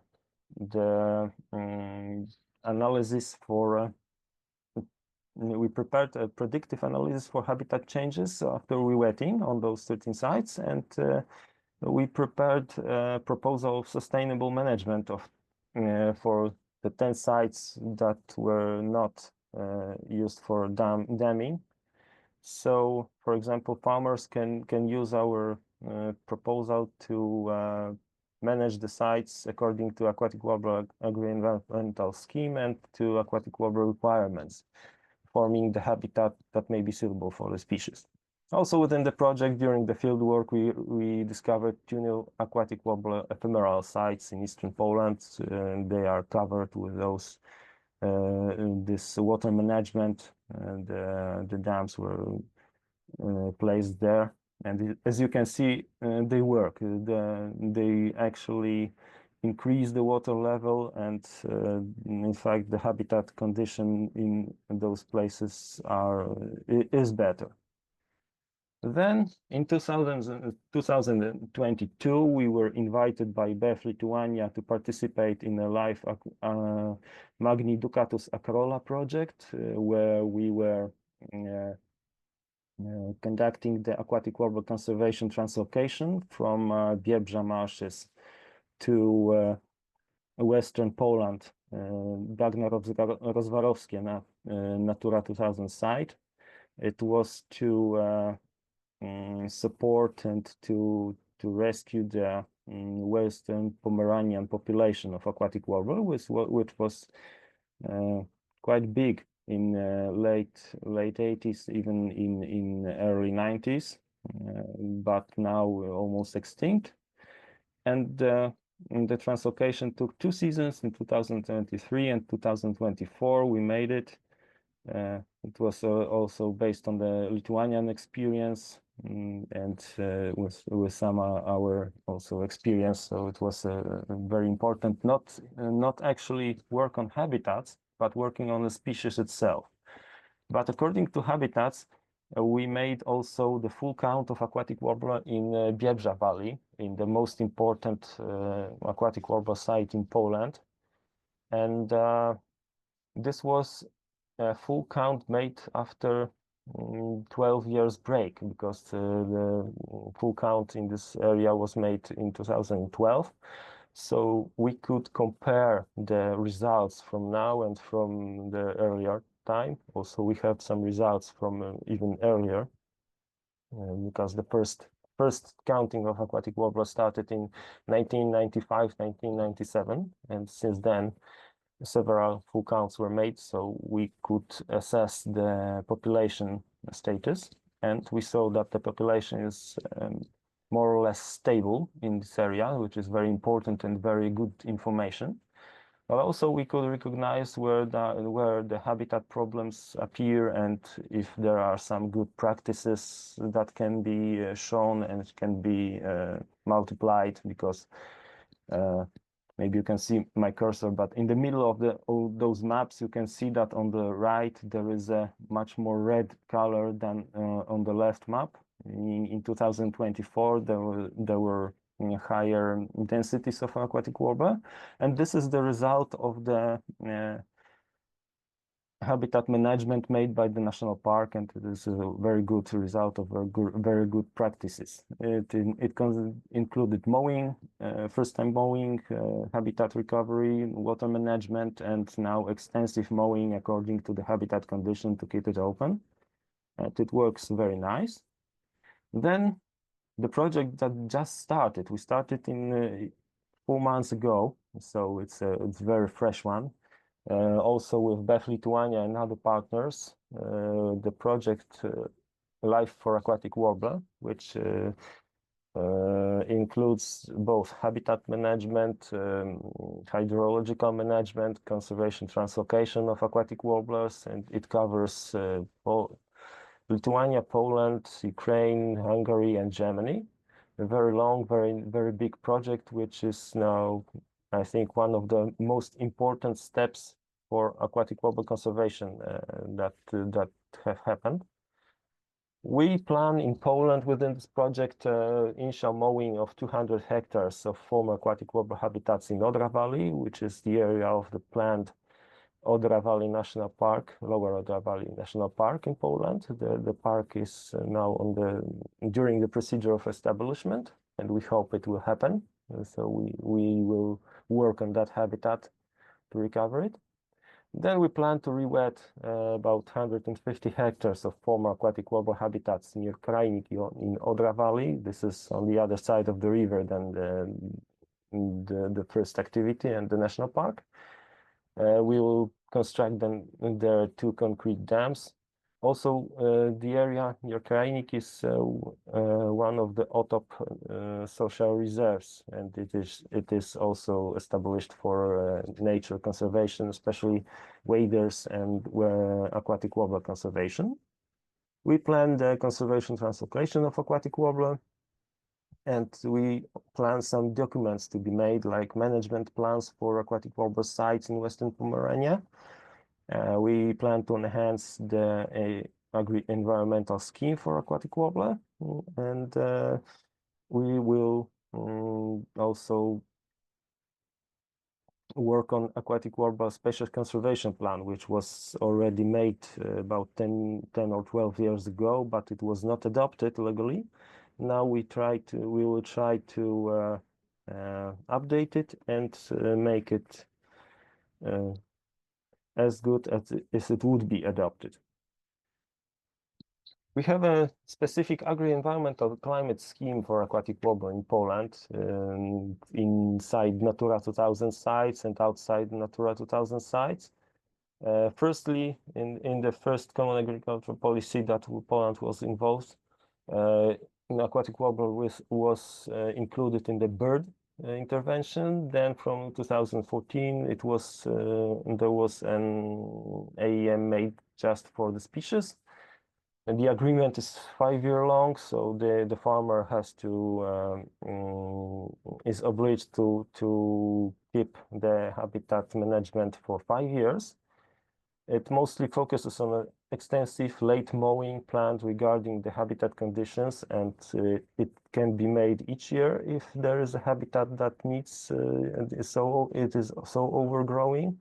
But if it is possible, it can be made once in 2, 3, or even once in 5 years on each plot, creating the mosaic of plots mowed in different years. So the mosaic of habitats that can be used by aquatic warbler and in other species, keeping the habitat open. But as we know, aquatic warbler likes the areas that are mown 2, 3, or even 4 years before, not mown in the last year. Also, there is an important thing that Žymantas mentioned, that mowing every year impacts the surface of the area and the soil, so we can somehow manage it according to the habitat conditions. We also there's also shrub and weed removal possible. There's a possible grazing, so if the farmer needs to graze, he can extensively graze on this area. Sometimes the konik polski horses used or cattle. At the moment, this scheme can be implemented on the known and monitored aquatic warbler sites according to the data from General Direction of Environmental Protection or monitoring of aquatic warbler data.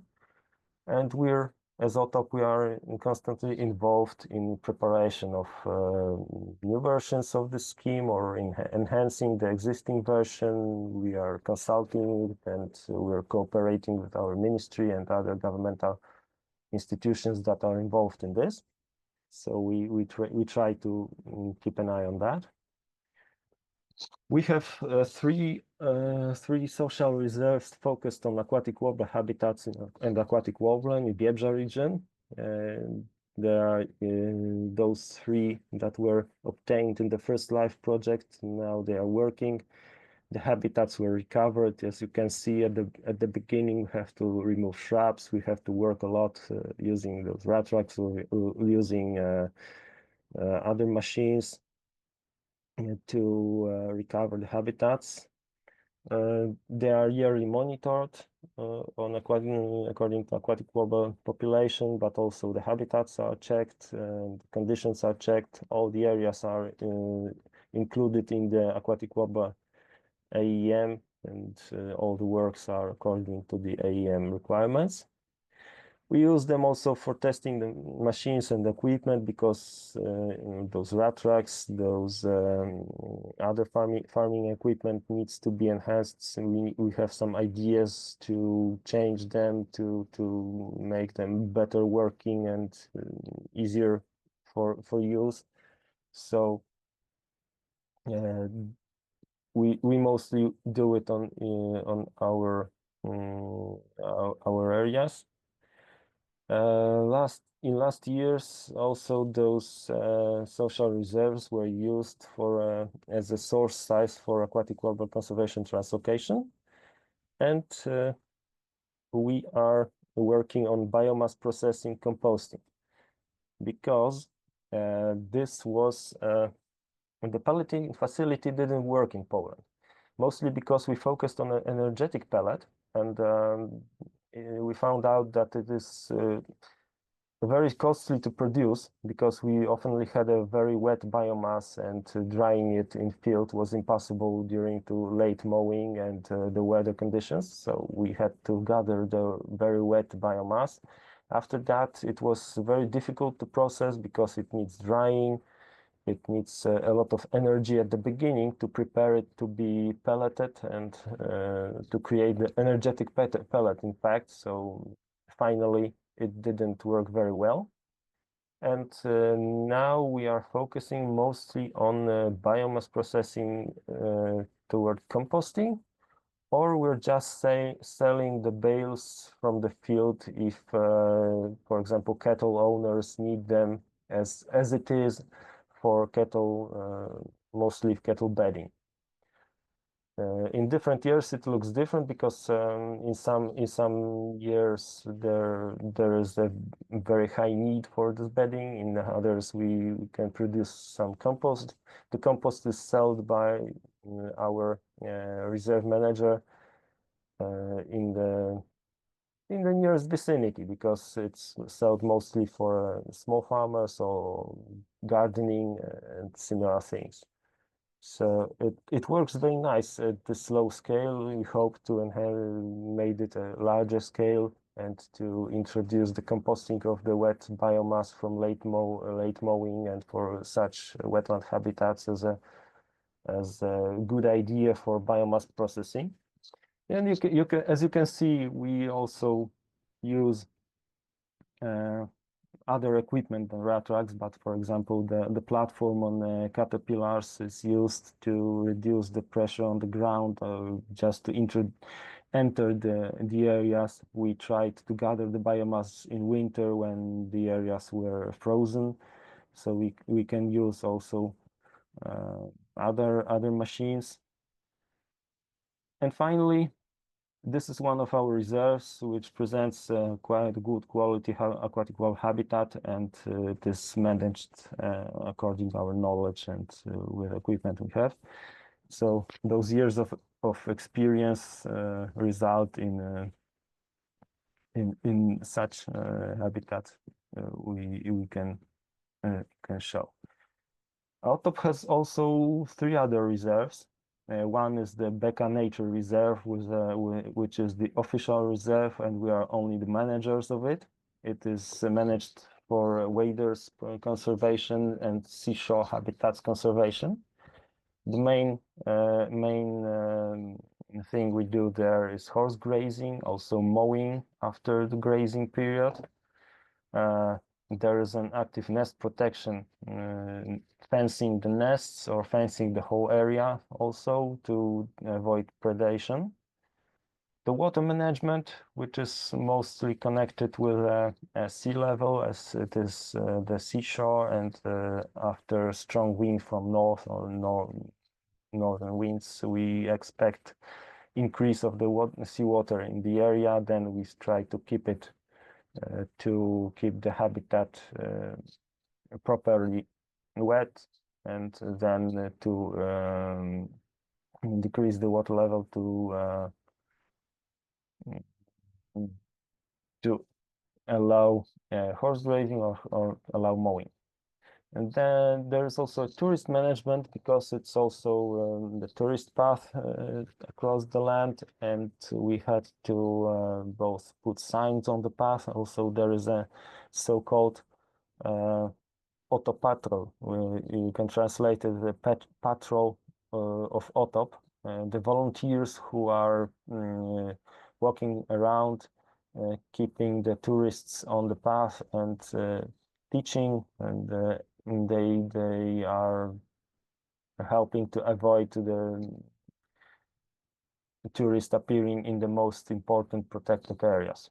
So they're helping us, and there's so you can say it's a well-working machine now. The group of those volunteers is very engaged and very happy to be there and to help.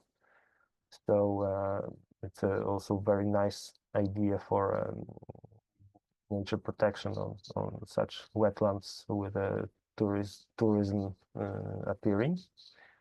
Autop has a Karsiborska Kępa Social Reserve, which is established on the island Karsiborska Kępa near Świnoujście, in northwestern Poland. And the reserve is mostly connected with protection of waders and saline habitats. Also, there were former aquatic warbler habitats, but at the moment, the most important are those salines, as there's a very rare habitat in Poland, and on the Karsiborska we have a large patch of this habitat. So it was grazed by horses, also Konik Polski. Now it's cancelled for some time, but we hope to recover the herd of horses and then to graze it again.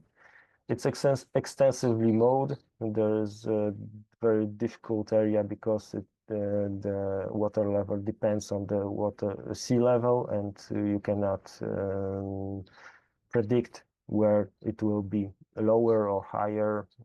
There is a pump station and the water is pumped out, but it's not always working well and not always possible even to dry the habitat to mow it. But in most cases, the mowing has to wait to the proper water level, and not the water level is prepared for mowing. But the whole idea is to keep the habitat in most proper condition. And the Otop Krajnik Social Reserve in wetland habitats, as I said before, the former Aquatic Warbler site, now it's mowed extensively and the water management is planned as the area is very dry. The most important issue there is water loss. So all those reserves are wetland reserves and are established to protect wetlands in different ways. Gathering experiences, and as Otop is focused a lot on aquatic warbler, also protecting aquatic warbler is one of the most important things we do in those areas. Thank you for your attention. Thank you very much. Thank you for this really interesting and insightful presentation. And I can see you have quite some questions already, so we will keep that for the Q&A session. And we will move on with Henk, who will talk about the grazing experiences from various countries. And if you have any questions, please put them in the Q&A section and not the chat, so that it's more straightforward for our panelists to answer. Thank you again, Krzysztof, and Henk, the screen is yours. Thank you very much, Sophia. I hope you can see my screen. Yes, we can. And is it in presentation mode? Yes, now it yes. is. All right, yeah. So thank you, first of all, for inviting me and giving a presentation on the both the study tours we had to the Netherlands and Poland back in 2023. First of all, I have a background in site management and also in integrated river-based management, with a focus on wetland management and wetland restoration. And at the same time, I'm also, as a volunteer, working as chairman of the Eurosite Management Expert Group, one of the expert groups that Wojtek has shown. And we are currently working, among others, on a management planning toolkit, which is work in progress. And in addition to that, we are organizing webinars and we contribute to organizing study tours and so on. And if any one of you is interested, we're still looking for members who are willing to contribute to our expert group. So in 2023, Eurosite, together with partners from Poland and from the Netherlands, organized study tours with the aim to share experiences and insights on the ecological and economic and social aspects of natural grazing. So it is a bit a different angle than we have seen in the previous presentations. The focus is, as indicated, what's happening? Is happening on natural grazing quite a lot. And so here you see the sites we have visited in the Netherlands. So here are the Oostvaardersplassen. Here is the Veluwe Zoom. I will give a short introduction of these sites later on. Here are the floodplains of the river Rhine and the Meuse. And here we go to a farmer who has also cattle in the floodplains. And our last target was the Biesbos Delta area in the river Rhine and Meuse. And so, as you can see, these are no areas with wet fen meadows.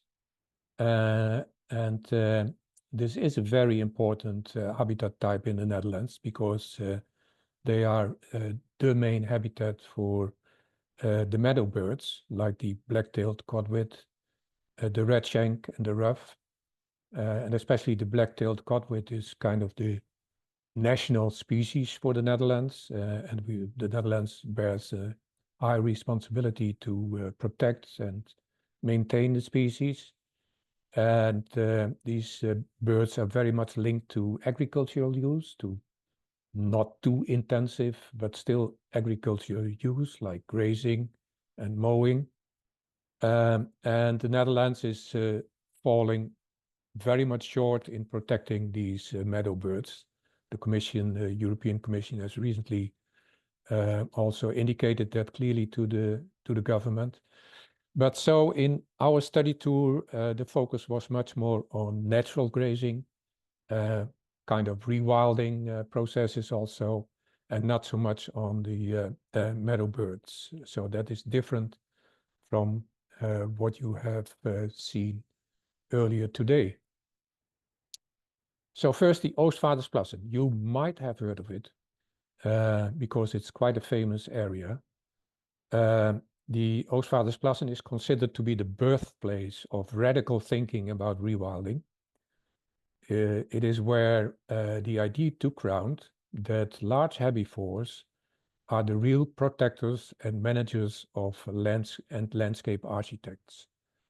The area is about 5,600 hectares large and was drained in the years between 1950 and 1960 of the previous century, and the Oostvaardersplassen is part of a bigger polder, Flevoland, of about 60,000 hectares, and was meant to become a site for industrial development. The rest of the polder was meant to become agricultural land.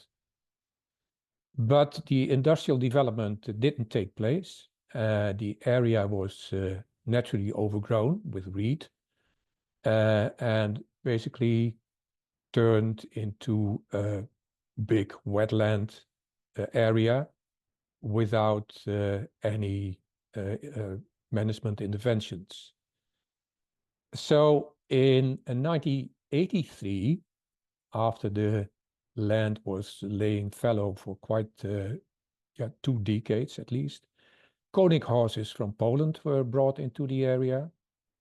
Then in 1984, hack cattle from Germany and red deer from Scotland in 1992 were brought into the area. And these were all hardy species and fitted with the carefully cultivated wild aesthetics. So it was supposed to be a kind of wild roaming herds of horses, cattle, and deer. Of course, the numbers grew significantly, and then the Oostvaardersplassen became entangled in a scandal after thousands of cows, horses, and deer died during the winter of 2017-2018. The founders of the project believed that nature should govern themselves and that starving to death was one of the natural forms of population control. But when about 3,500 cattle died in this same winter, of which about 90% were killed, shot before they died, there was, of course, you can understand, large opposition against this idea that nature should govern themselves and that starving was just a part of nature.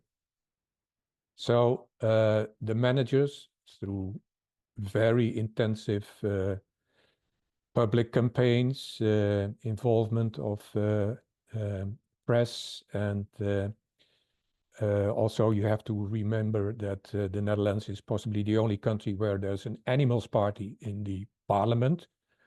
So there was so much opposition that the managers had to decide to decrease the number of animals, which is now brought back to 1,500.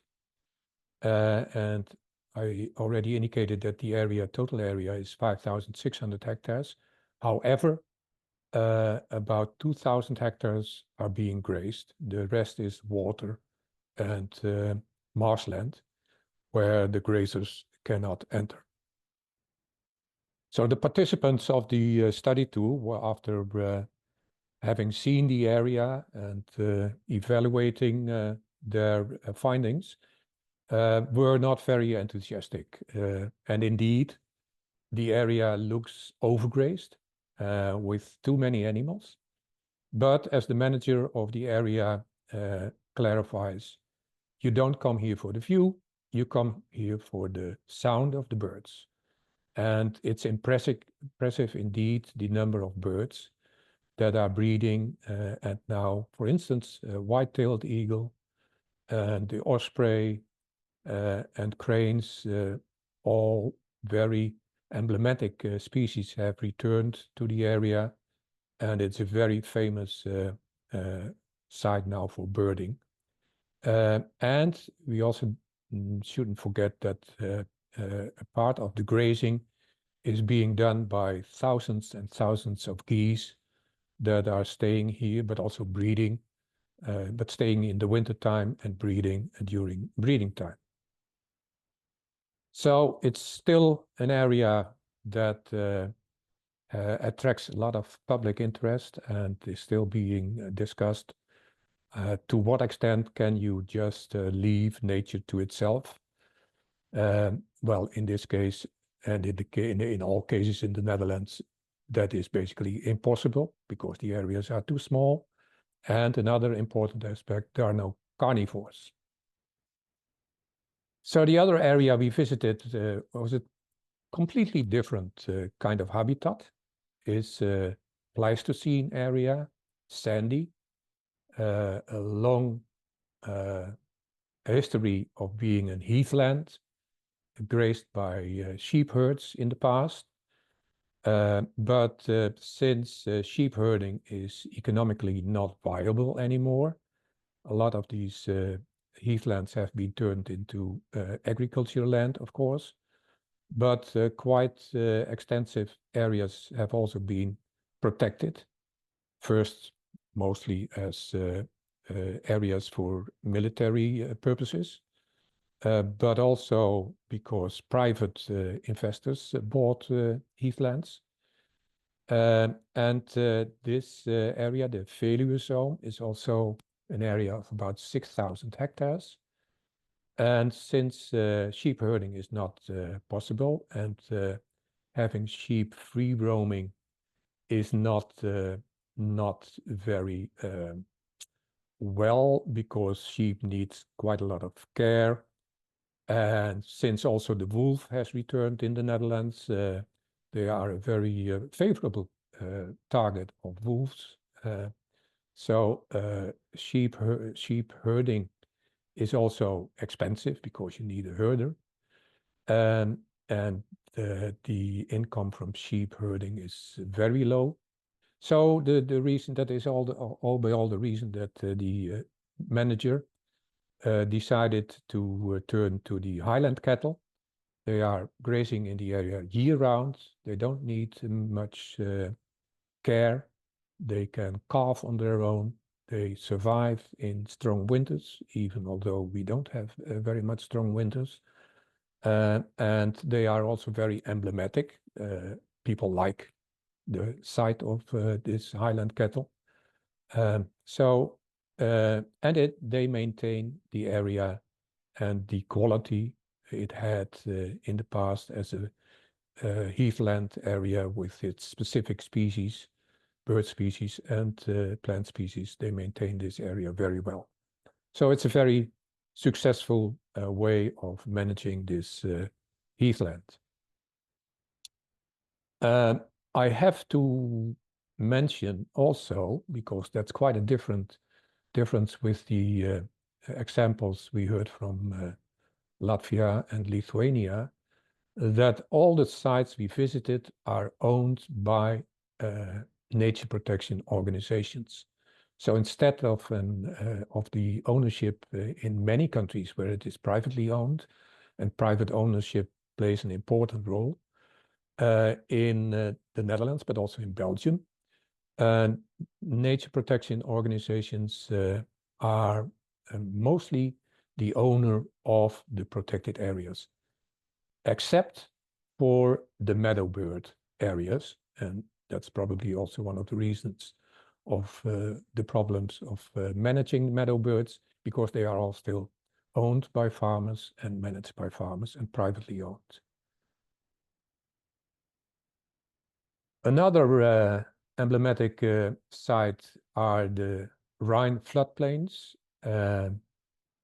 These floodplains were turned into water retention areas in the early stages of this century. And that was because of the fact that in 1995 and 1997, we had extremely high waters in the Rhine.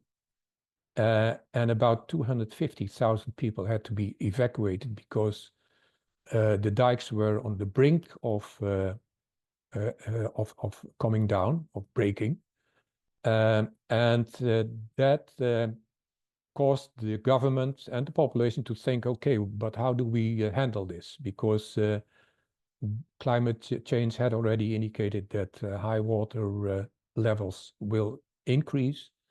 And the amount of waters coming down from Germany and further on will also increase. And we can, of course, not continue to increase the dikes again and again, because the higher the dikes, when they break, the bigger the disaster.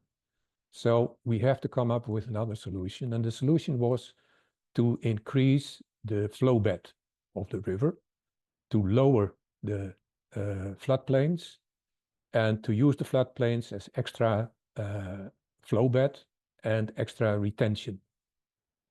And of course, that is only needed when there are high water. So the purchase of these floodplains was done and was basically also mostly paid by allowing gravel miners and clay miners to excavate the area, so to lower the floodplains. That would help to increase the retention area, retention capacity. So the let's say the designation was and the purchase was mostly cost and financially neutral because of the gains from mining of gravel and clay.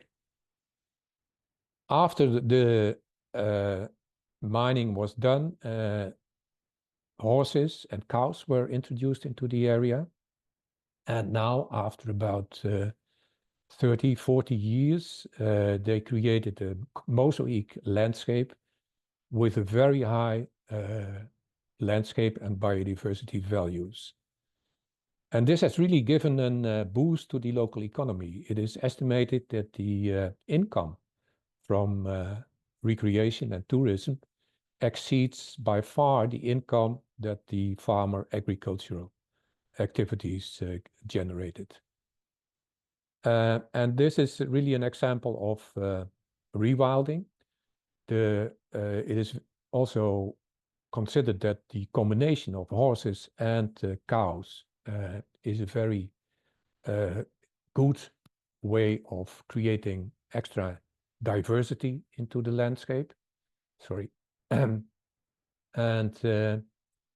what I have to say as a final word here is that the cows are owned by a foundation, and the meat of these cows is sold for a premium price as kind of nature meat to mostly clients in the nearby city of Nijmegen, which is a city of about 200,000 inhabitants. So that also means that in that way, the economy or the economical aspects are kind of positive for this way of managing this protected area. It's not year-round grazing, so the horses and cows don't stay there over the winter. Then this is one of my favorite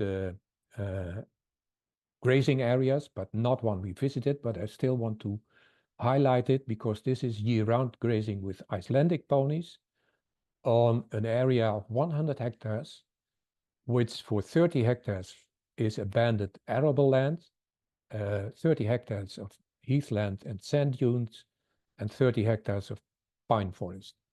And the idea was, and it started in 1973, so that's more than 50 years ago, that through this year-round grazing of Icelandic horses, the borders between these three very specific habitat types, arable land, heathland, and pine forest, would disappear. And after 50 years, you can say and conclude that was a success, because you don't see where the former arable land was located. There hasn't been any topsoil removal, what is being done nowadays mostly. So it's only through this natural process of grazing and let's say circulating the nutrients through the horses, and horses have the habit of staying overnight and depositing their shit at the same place at the same time also at one place in the area. So they have a very natural behavior and grazing with the sun in the back and rounding the terrain throughout the day. So what were the conclusions from our time from the visit in the Netherlands? There was a big focus on process management and not so much on species or habitat protection. We visited large sites, all sites of more than 1,000 hectares. And what we also learned is that the interaction with the public is very important. All sites are open to public, whether they are horses or cattle, and also the highland cattle, they are open for public. We had the first death last year of a person that was killed by a cow, by a bull, entering one of these grazing areas. So it caused some rumor and some debate, but overall, luckily, it didn't change the approach to grazing and natural grazing. Marketing of meat and other products is an important aspect in making it also somehow economically viable. And as I said, the meat from the grazing area along the Rhine is quite successful. We have, by the way, 2 certification schemes in the Netherlands for meat that is from animals from grazed areas or nature areas. But we also, and I didn't mention that, we also visited one area where a farmer is grazing his cattle in a protected area. And this is a farmer that has changed to ecological farming and is selling his own products on farm. So it's not only meat, but also cheese and yogurt and that kind of products. And because he is ecologically certified, he gets a premium price also for his products. Of course, he still has to pay for having his animal grazed in the protected area, but it is feasible for him to do so. Then another aspect is the threat of carnivores. Now the wolf has reappeared in the Netherlands. There's a lot of debate, and of course the wolf attacks calves and especially sheep, but also young animals. So you need hardy animals that also are able to have a herd, to form a herd, because in a herd also the calves are better protected.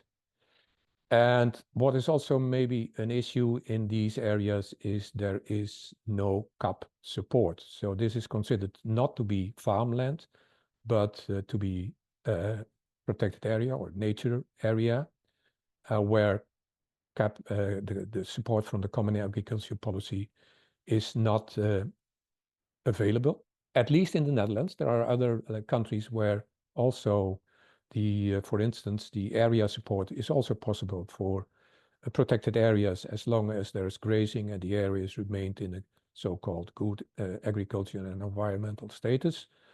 But until now, CAP support hasn't been provided to protected areas where grazing is being performed in the Netherlands. So in Poland, and I didn't look at the time, but of course, I hope we still have some time. We visited 3 areas in the western part of Poland, the Warta National Park, the Odra Delta Nature Park, which is, I'm not quite sure, hopefully a part of the National Park of the Odra Delta, and the Bolin National Park. Well, the big difference with the Netherlands, I already indicated, is that here, apart from Warta, most areas, and also, by the way, from the Odra Nature Park, but many areas are not owned by a nature protection area, a nature protection organization, and that also financial support for nature protection in Poland is much lower than in the Netherlands. In the Netherlands, nature conservation organizations get paid for maintaining habitat types and species in their ownership, which is not so much the case in Poland. As far as I have understood, also in Poland, the cattle that is being grazed in these areas is all owned by farmers. And there is a threat that farmers are less and less interested to have their cattle grazed in these protected areas, which also is a difference with the situation in the Netherlands, that grazing in the Polish sites is very much focused on species, on meadow birds and other wetland-related bird species, not so much on habitat types, and on the keeping the areas open. So our conclusions for the Polish situation were that the farmers own the cattle and get single area payment from CAP, which is for the farmers, of course, still very attractive. Farmers also pay for the lease of the land, which is basically similar to the Netherlands, only comparatively the price was a bit higher in Poland. There's a focus on meadow birds and maintaining the landscape, keeping the landscape open. And there's very limited financial support for the owner/manager of a protected area. No year-round grazing is possible in Poland because of animal welfare restrictions, and it was impossible up to now to get a premium price for the meat or other products of cattle that are grazed in these protected areas. And lastly, the willingness of farmers to have cattle grazed in protected areas is decreasing, which is causing an extra threat for maintaining these areas. So which species to select? We have already heard quite a lot about species that are being used in grazing areas. Well, these ladies are not fit for rewilding. They need a lot of care. They can't calve on their own. They need to be on the stable at winter time. So these are not fit, but we have quite a lot of species that are better adapted to hard and winter circumstances, like the highland cattle. Also the Taurus is now bred back in the Netherlands. There's two small herds of Taurus cattle at the moment. We're also piloting water buffaloes, but it's still not very clear whether they are sufficiently adapted to the climate in the Netherlands, and at least not maybe for the climate in the Baltics. Horses are very well fit, like the Cornic horses and also the Icelandic ponies. And heathland sheep, as already indicated, are not very fit for rewilding, need a lot of care. And so there's an increasing number of cattle being bred back, also original species that are being rebred. And one of them is, and that's my, I was a project manager of the North Livonia wetland restoration project back in 2004, 2006, where we investigated the hydrology of the in the border area between Latvia and Estonia in order to have a common approach to the hydrology in the wetlands on both sides of the border. On the Estonian side, the Nigula State Reserve is a very important peatland area. And also on the Latvian side, you have the North Vitseme Biosphere Reserve with a lot of interesting wetlands. But one of the small aspects in this project was the reintroduction of the Estonian native cow. We called it the flat-foot cow because this Estonian native cow is very well adapted to grazing in very wet meadows. It was on the brink of extinction, but through rebreeding and reintroducing this cow to farmers in Estonia, the numbers have increased. As far as I know, there are now a couple of hundreds of species, and some tens of farmers are using this cow. And it can withstand very harsh conditions.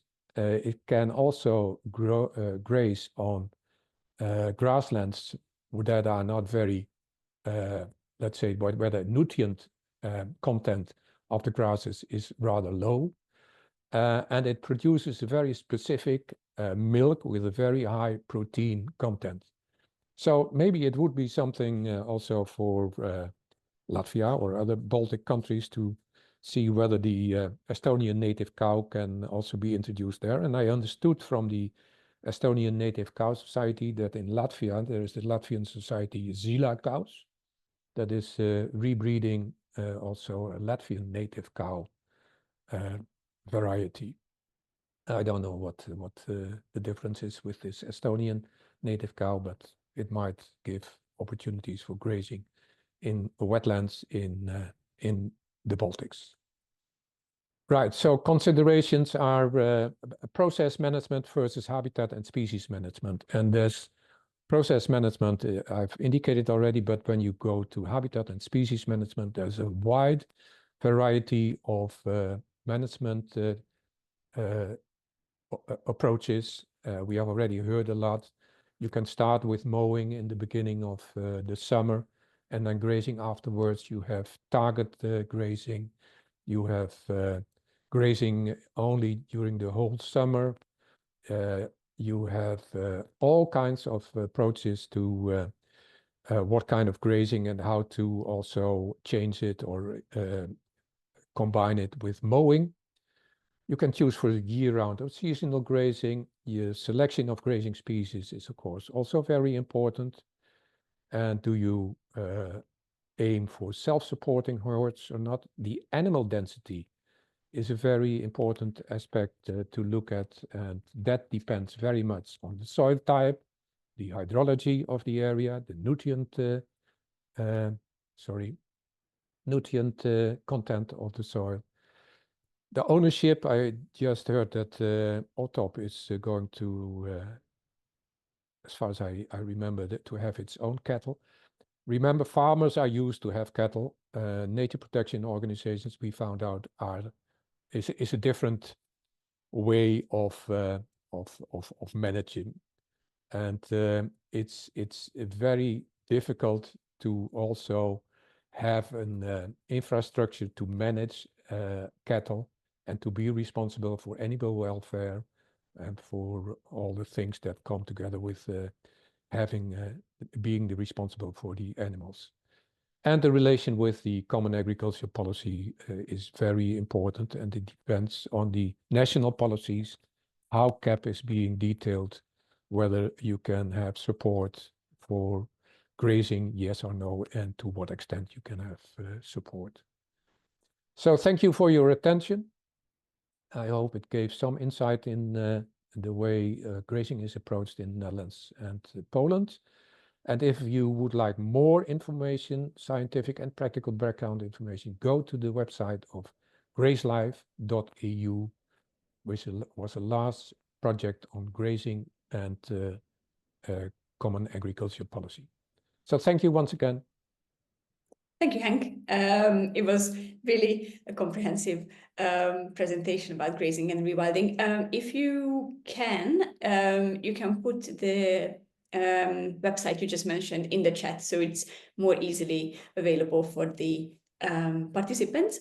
Yeah. And now we move on to a specific project by Naturbund, one of the project partners, and the presentation is by Jef Hendrix. So yes, the screen is yours. We can see it. But we can't hear you for now.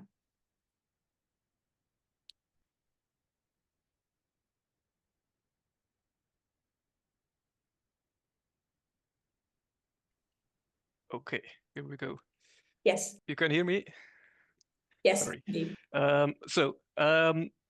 Yes, I'm Jef. I was asked to tell you something about my project LIFE Nardus and Limosa and about how we combine grassland restoration with breeding meadow birds.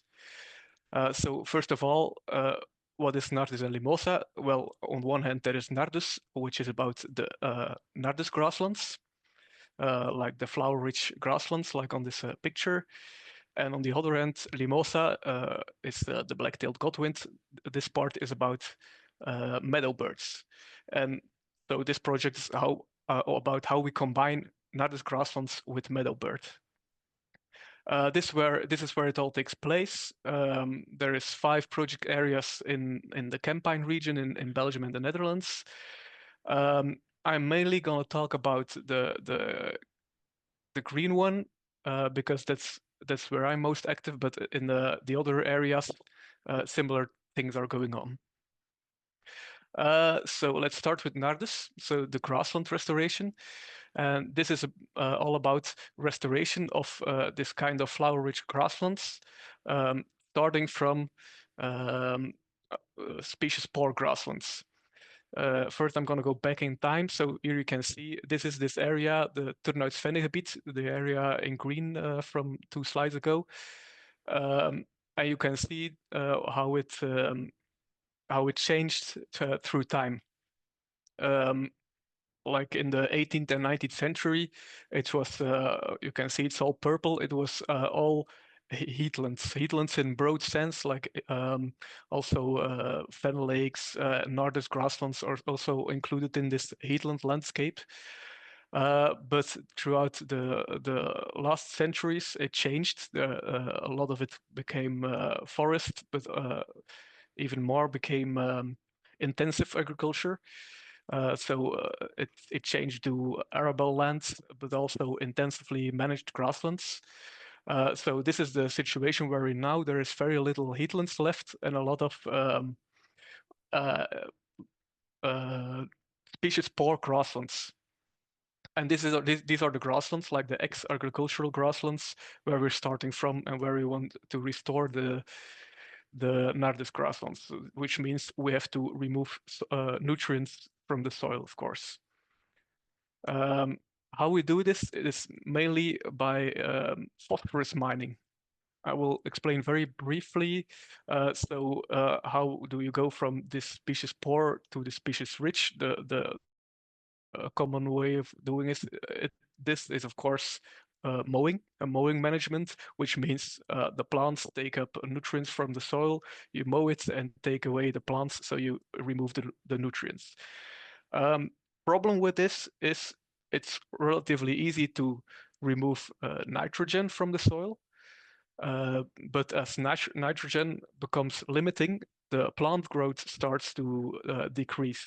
So the biomass production is much lower, and the remaining phosphorus, which is usually much higher, is being removed very slowly. So it can take a very long time, and we are often stuck in this kind of grasslands in the middle where there are some flowers appearing, mainly buttercups, some other grasses, but still not the Nardus grasslands we're aiming for. So what is P mining or phosphorus mining? It's basically the same as the mowing management, but we are adding the missing nutrients. So the nitrogen, but also potassium, we are adding this to the grasslands to keep biomass production high and keep removing phosphorus at a higher rate. And so it can be the time for abiotic restoration can be reduced a lot. This would be relatively easy if there were no meadow birds. And the meadow birds is the other part of the project, make it more difficult to restore the grasslands. And I will tell you why. So let's go back into to the past again. Like more than 100 years ago, there was this heathland landscape. What I told about. And the godwits and the other meadow birds like curlew, lapwing were living in these heathlands. So in that time, what we know as meadow birds now were actually heathland birds.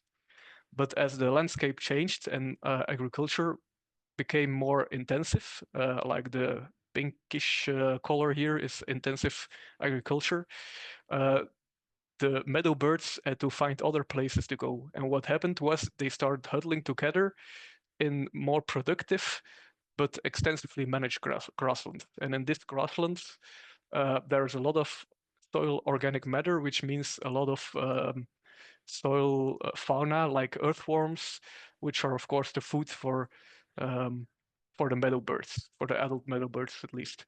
So they could live together in higher densities because of the high organic matter content. But that's what the situation is right now. But this poses a problem for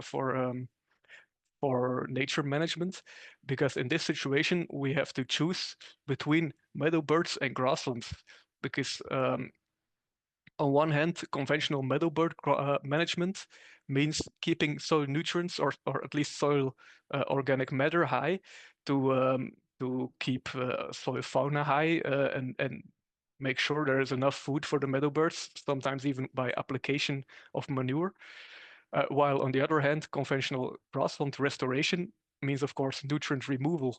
But if you do that, you lose a lot of organic matter, you lose the food, and in the end, you will lose the meadow birds. So in this case, the site managers have like a heartbreaking dilemma. Do we choose Nardus or Limosa? And of course, in the LIFE project Nardus and Limosa, it's not surprising that we choose for Nardus and Limosa by trying to reuniting both goals. As you have seen in the past, meadow birds have lived in the heathlands, so maybe they can do it again. There's two main things we're doing to reach that goal, and that's first of all, expansion of the breeding area, so making sure there's less intensive agriculture, so the suitable breeding area is much bigger. And on the other hand, creating a mosaic of heathlands and extensive nutrient-rich grasslands, which means not everything is going to be nutrient poor. There is some breeding areas where organic matter is still high and where adult birds can find a lot of food, but also in between there is this more flower-rich and nutrient-poor grasslands. This is how it works on the terrain. So this is again the same nature area, the Turnhuis-Vennegebied, and we have defined three main zones. And the first one is the green plots on the map. And in the green plots are breeding areas, which means These are the current main breeding zones for the meadow birds. You can see the orange and the brown dots that are breeding meadow birds. And in this area, we focus on the meadow birds and on earthworms as food for the adult birds. So we're not doing any grassland restoration here. The second zone is the foraging area for the chicks. And chicks don't eat soil fauna. Chicks eat the above ground invertebrates like insects. So for chicks, it's actually important to have some flower-rich grasslands, because in the species-poor grasslands, they don't find very much food. So these areas are always close to the breeding areas. And here we do grassland restoration with phosphorus mining, but in a meadow bird friendly way. And this mainly means outside of the breeding periods. So mowing and fertilizing, not in the breeding period, of course. And the third zone is the edge areas. This actually areas where there's no meadow birds. Often it's close to forests or something. And here we can just go for one goal, which is the grassland restoration. And we use more intensive phosphorus mining or sometimes excavation for this. Of course, this phosphorus mining and mainly the meadow bird friendly version is quite new techniques. So we're doing a lot of scientific research in the project.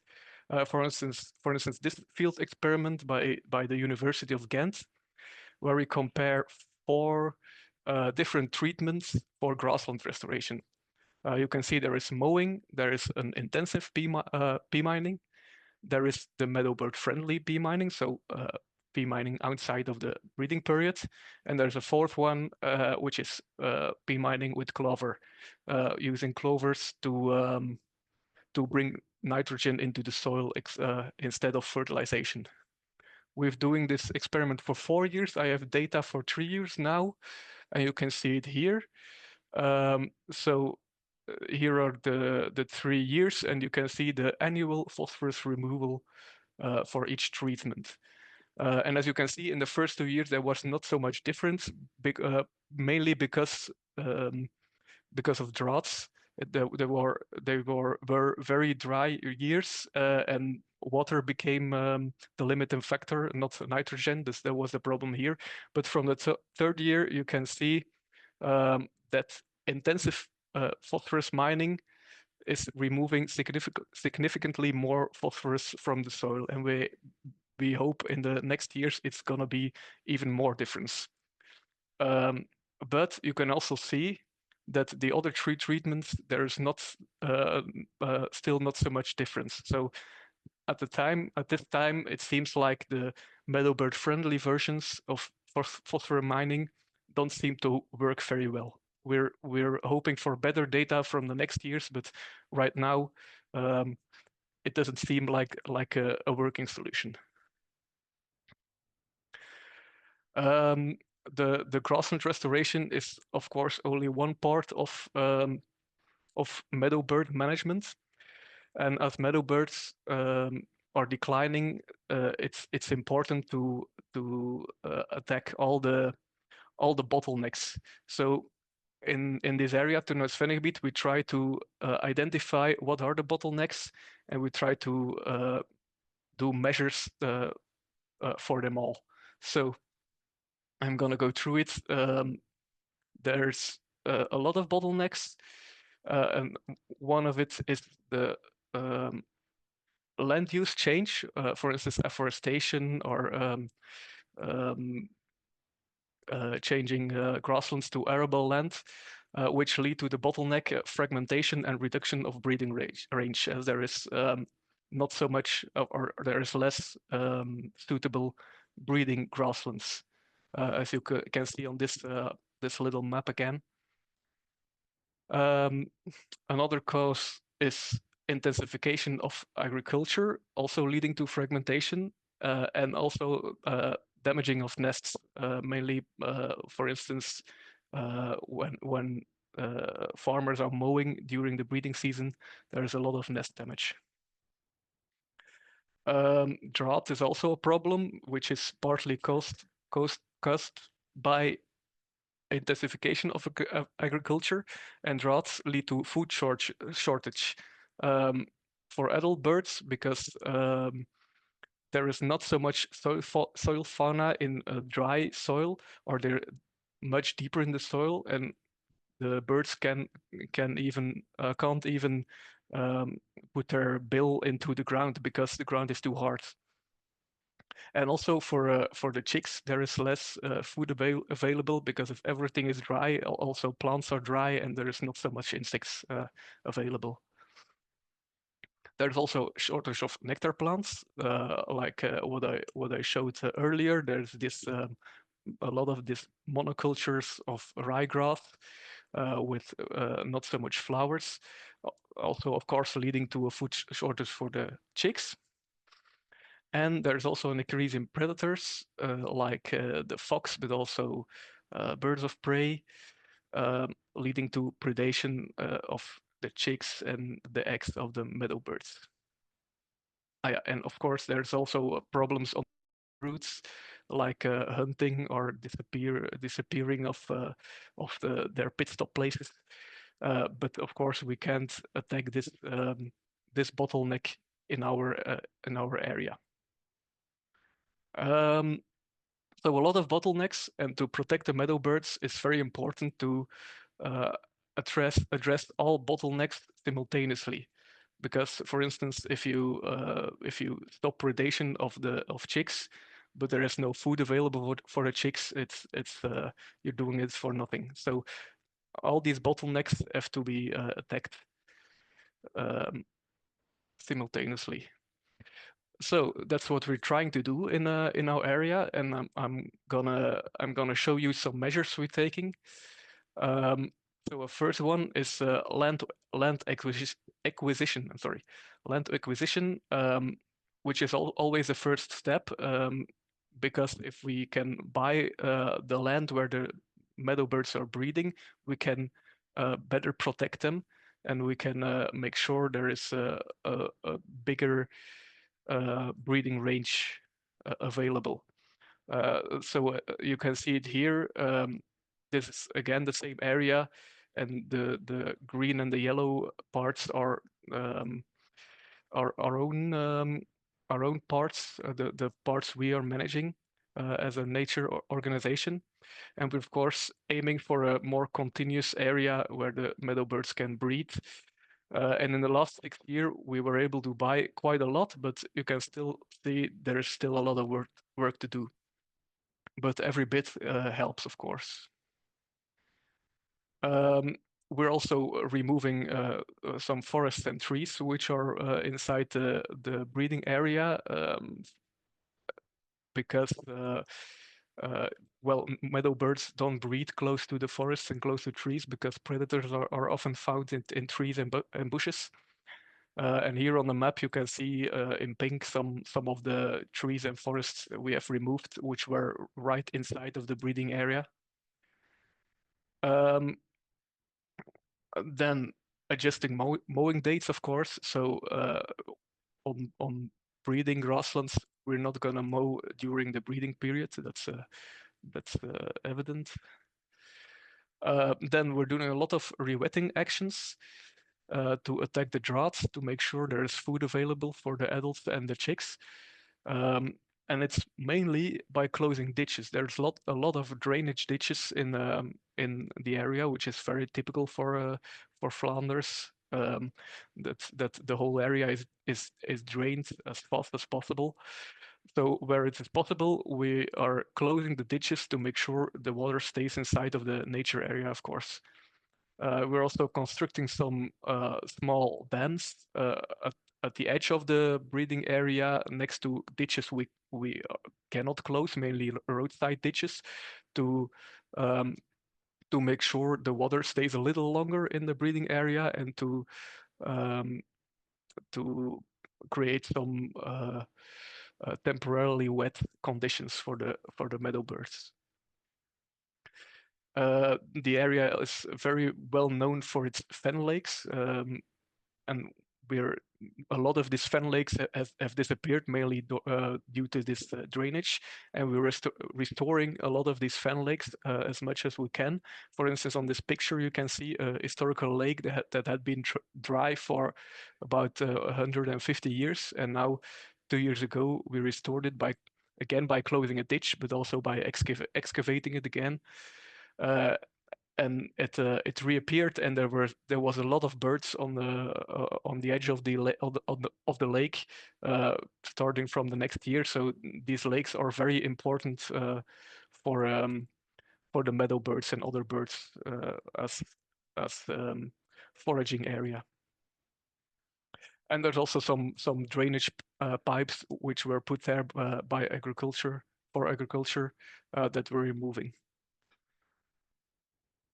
Okay, another thing we do to attack the shortage of nectar plants is the mosaic management, which I talked about earlier. So it's this thing where we try to make this mosaic of heathlands or more flower-rich grasslands to provide food for chicks, and extensive nutrient-rich grasslands to provide food for the adult birds. And now, last of all, there is the predation.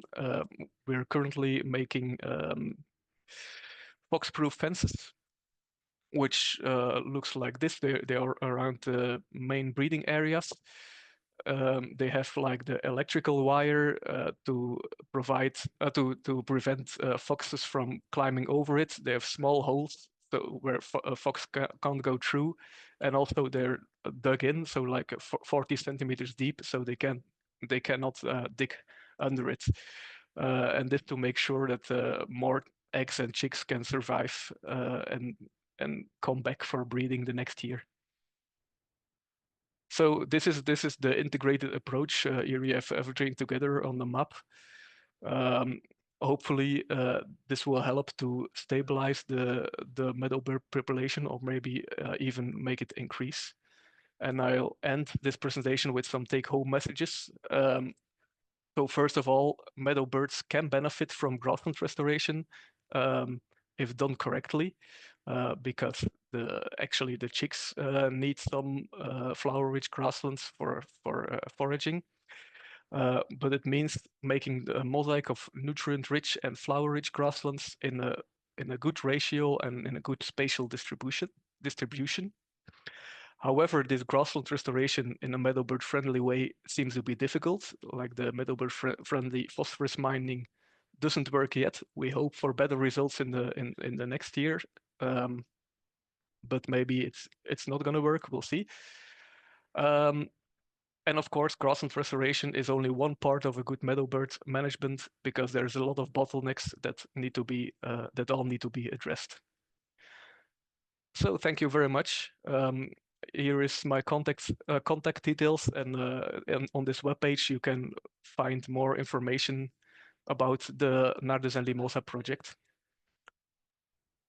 Thank you, Jef. And if you have any questions for Jef specifically, please put them in the Q&A section. And now our last presenter, Heinrich Belting, who's going to talk about another specific project and its holistic approach. Yes, thank you. Hello, everybody. I will talk about, give an overview about our live IP grassbird habitats, the conservation of wet grassland breeding bird habitats in the Atlantic region. Next, please. So we are dealing with bird species like the curlew, next, the lapwing, the redshank, black-tailed godwit, common snipe, and the ruff. So these are our main target species, but there are more than 30 more species that profit from the actions that are breeding in the wet grassland. Next, please. The next slide. shows the development of the population of the black-tailed godwit in Germany. So we lost about 70% of all the birds. With the other species, it's more or less the same, or even worse, and it's more or less the same in all the other states in the Atlantic region, from Denmark to Belgium and elsewhere. Next, please. This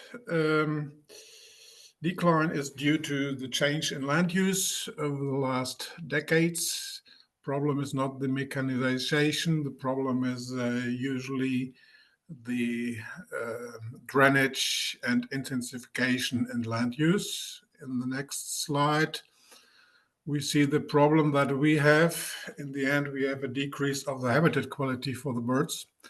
The grassland we have in northwestern Europe today is a habitat that is just not a suitable habitat for meadow birds anymore. Next slide. So this decline appears almost everywhere, but we have some other good example where the situation is much better. One of these very good examples is the Duma area in northwestern part of Germany, where we started to purchase and to optimize 2,500 hectares for grassland birds. And we spent more than 50 million euro just for recreation of this area. In the next slide, we see what happens to the bird. This is an example of the development of the redshank. So that bird has disappeared during the period of the intensive farming. And after the rewetting and taking out all the other measures like predation management, the development went in that way as it should be. Next shows the development of the black-tailed godwit. So from 2000 onwards, there was a strong increase of the factor 5. This, meanwhile, is the biggest local population in Germany. The next slide, we see the several situation in the lapwing. So the lapwing increased of about a factor 10.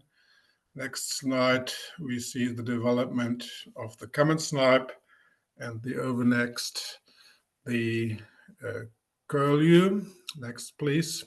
The curlew has a continuous increase, and this, meanwhile, is as well the biggest local population all over Germany. Next.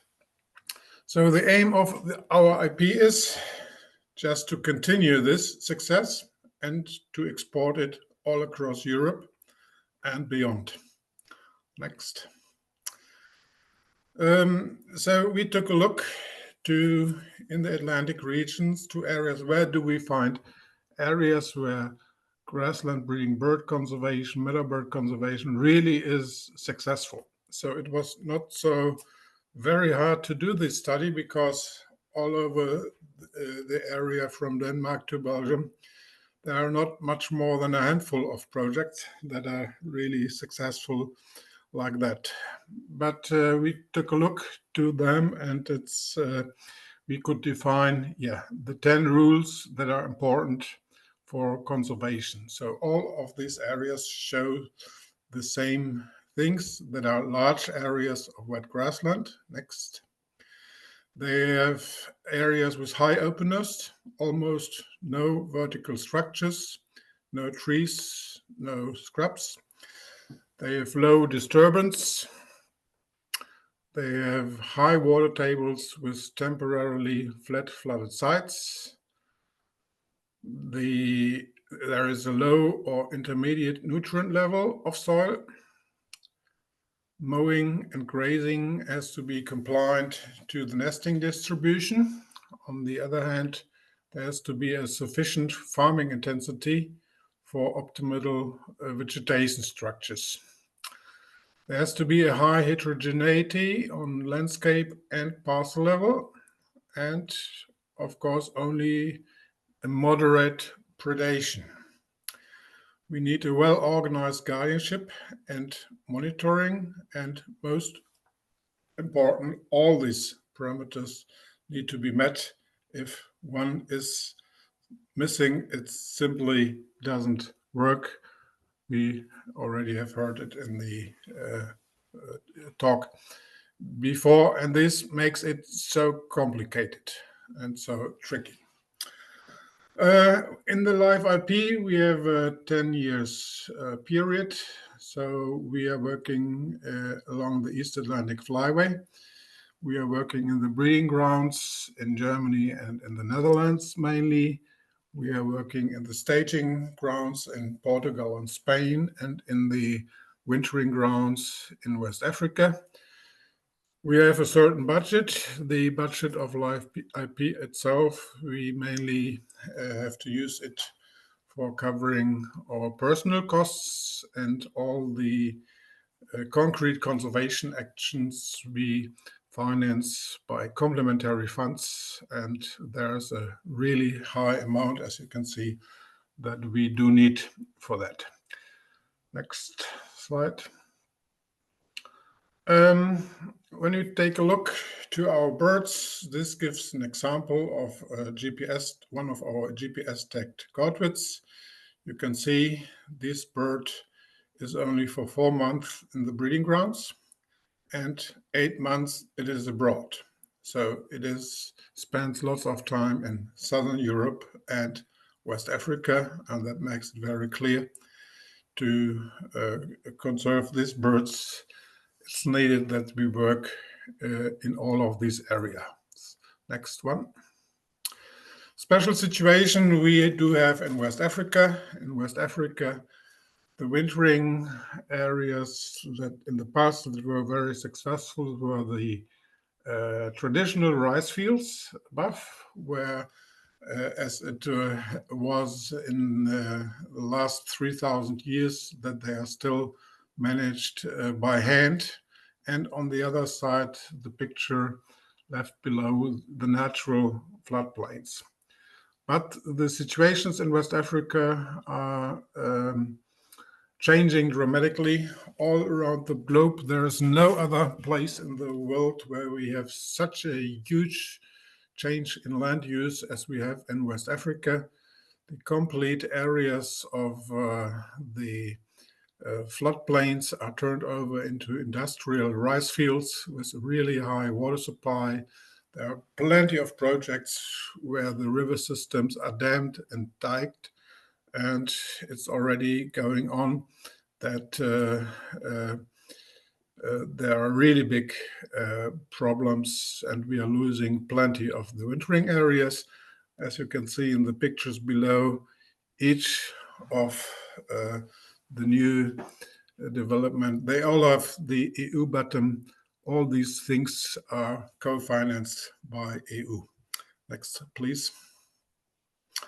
So, main objective is improving the habitat quality in the breeding sites, the stopover and the wintering sites. Here you can see one example in the Elbe estuary in northern Germany. So all over we have 120,000 hectares in Lower Saxony that we have to increase the habitat quality. Next slide. Most important action, of course, is the optimizing of the water tables. So in the end of the project, we want to have more than 20,000 hectares in Lower Saxony with optimal water management, and therefore usually we need heavy infrastructure to guarantee this in large scale. Next, please. An important point is predation management. In the core areas, we are implementing excessive predation management. We call all ground predators from foxes to martens, toads, polecats, up to badgers, and that's really important. That's what we find out, it's really important to take away all of them. If even one fox is still living there, it can make a real big damage. Next one. Capacity building with an international and transcontinental framework, of course, as in all of the IPs, a very important action.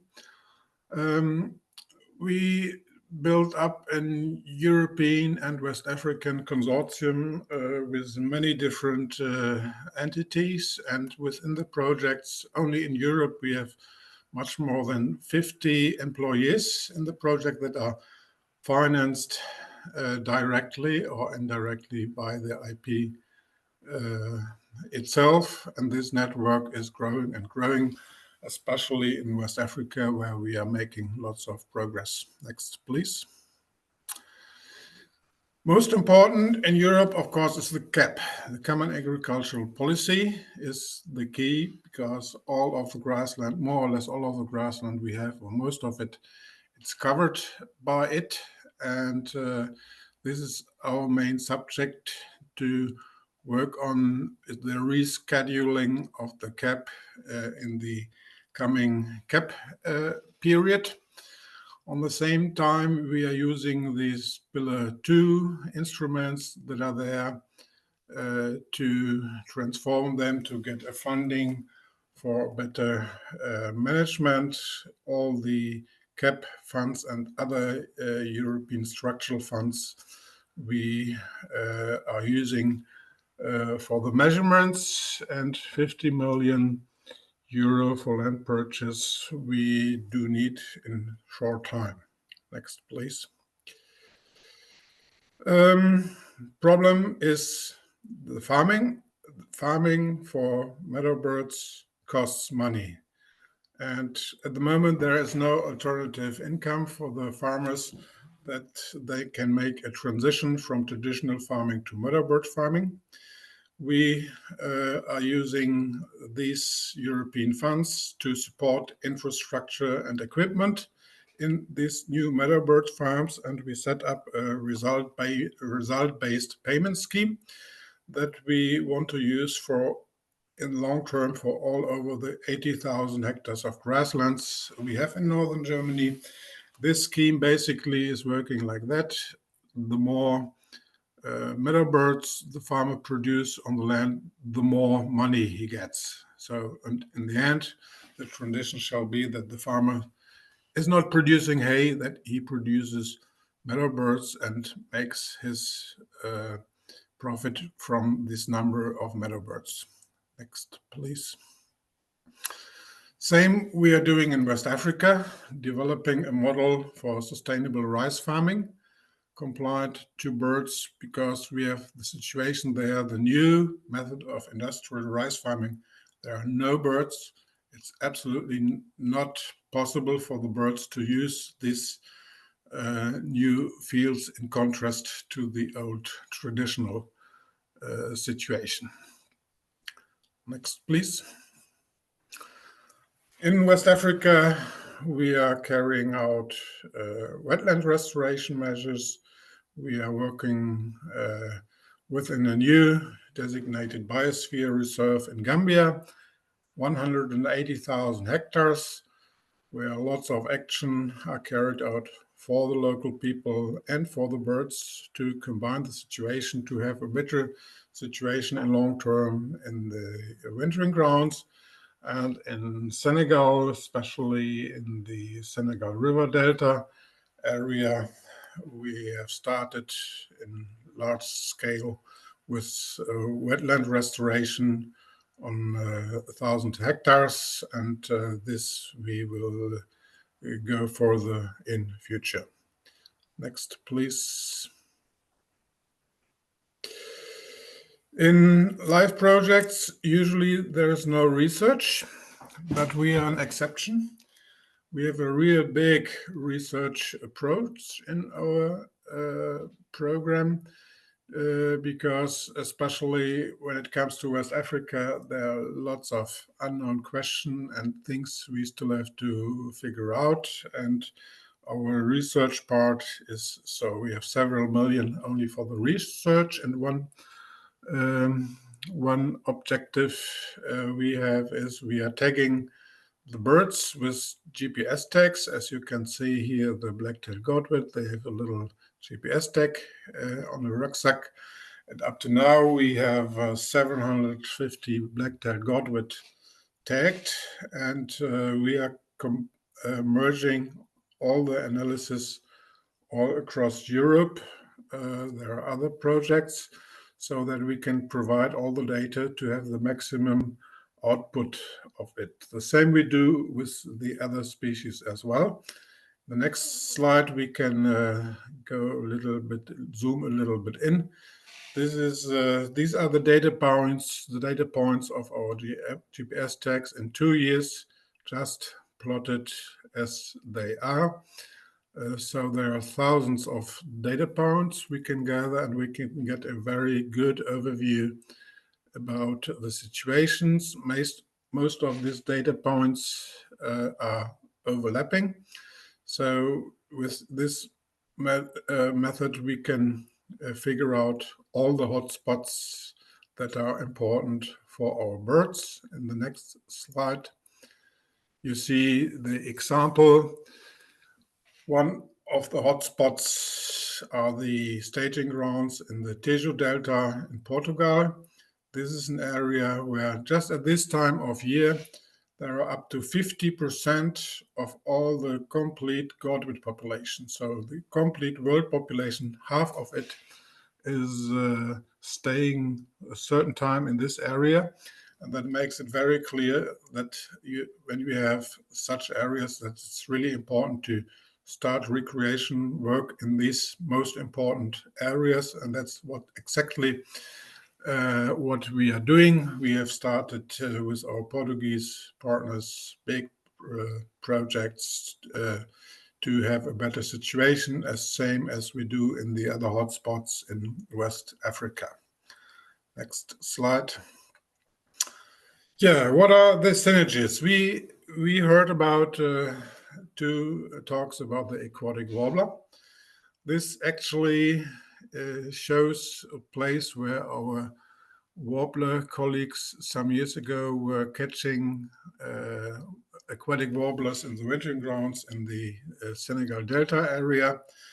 And this is exactly that spot where we have started to restore this area. So more than 1,000 hectares should be finished already in 4 years. And there are big synergies to all the other species because we see many of these hotspots for the waders are at the same time hotspots for the aquatic warbler or even other species. Next slide. So what are our challenges in future? Challenges in West Africa, of course, are even more challenging than everything could be, very clear. In Iberia, in Portugal and Spain, we have the big problem with the drought or lack of water. And but there we already could make a little good progress.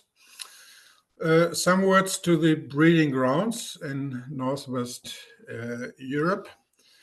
The management of ground predators the last decades were very successful, but nowadays we have a new situation.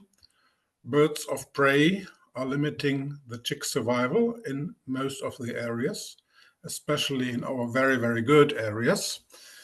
Years ago, we have started lots of research. How are the impacts of these birds of prey to the chicks? And what we found, on just one buzzard nest, we can have up to 250 wader chicks per season. So, for example, in the Duma area, we have more than 20 buzzard nests in the surrounding. They are flying in. Everybody can calculate what it makes. So a real big challenge in future, and other species like the marsh harrier can even be worse. There were some nests in England where 460 wader chicks were detected. So we have to make a very clear decision what species we want to focus on or not. And the other big problem we have is the securing of a meadowbird friendly management of grassland in long term. There's not enough money the farmer can earn anymore. The new CAP agricultural policy in the next period will be essential. How it will be carried out. This is the only possibility to use this system for special financing of this meadowbird friendly grassland farming. And we are developing a new scheme for Natura 2000 payments to pay the farmers for their work. And on the other hand, our result-based payment scheme we have developed. We first are testing out in the Duma area, on the public area, but in the long term, we want to use this system to secure the management in all of our grasslands. Yes, last slide. Thank you very much. Thank you, Heinrich. It was a really interesting and insightful presentation. And thank you, Wojtek, for sharing it. So as I mentioned in the chat, if some participants would like to stay for a short Q&A session, we have one question from Jonathan to Heinrich, asking about how big are the synergies with preserving organic soil and reducing carbon emissions? Yes, very big. Half of our areas are fen peat and raised bog peat areas. We have done lots of calculations when we start the rewetting of these areas. We have a CO2 reduction of about 20 tons of CO2 equivalents per hectare and year. And in the very optimal situation, we can increase this reduction down to very, very few percent. So overall, it's a tremendous high amount that we can reduce. And on the other side, even we did investigations on the clay grounds, and even there, it's very clear that we have CO2 accumulation in the wet grasslands. So we will calculate it in detail, but it's a very, very high potential that we have going for. Thank you. Thank you for answering. And I don't see any more questions. Could please the panelists open their videos, and maybe some of you have questions or remarks to each other to relate to each other's works.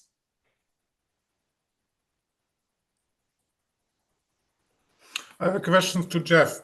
So how many godwits do you have in your project areas? So in the area I was talking about, it's now about between 50 and 60 breeding pairs, Okay. which is for Belgium, it's quite a lot. It's at least for not further from the coast. It's an important area. It's also like 20 pairs of curlews, and there's a lot of meadow birds stopping here on their migration further northwards. So that's why it's an important area for meadow birds. This is the time to close the webinar. I would like to thank all the panelists and all the participants for joining and all the discussions and the nice presentations. Also, thank you, Wojtek and Monica, to facilitate the meeting. And if you would like to keep in touch with either Eurosite or any of the organizations mentioned, then yes, reach out to either them or us, and we can connect you with them. So thank you again, and I hope you have a nice afternoon. Yep. Bye bye. Thank you. Bye bye.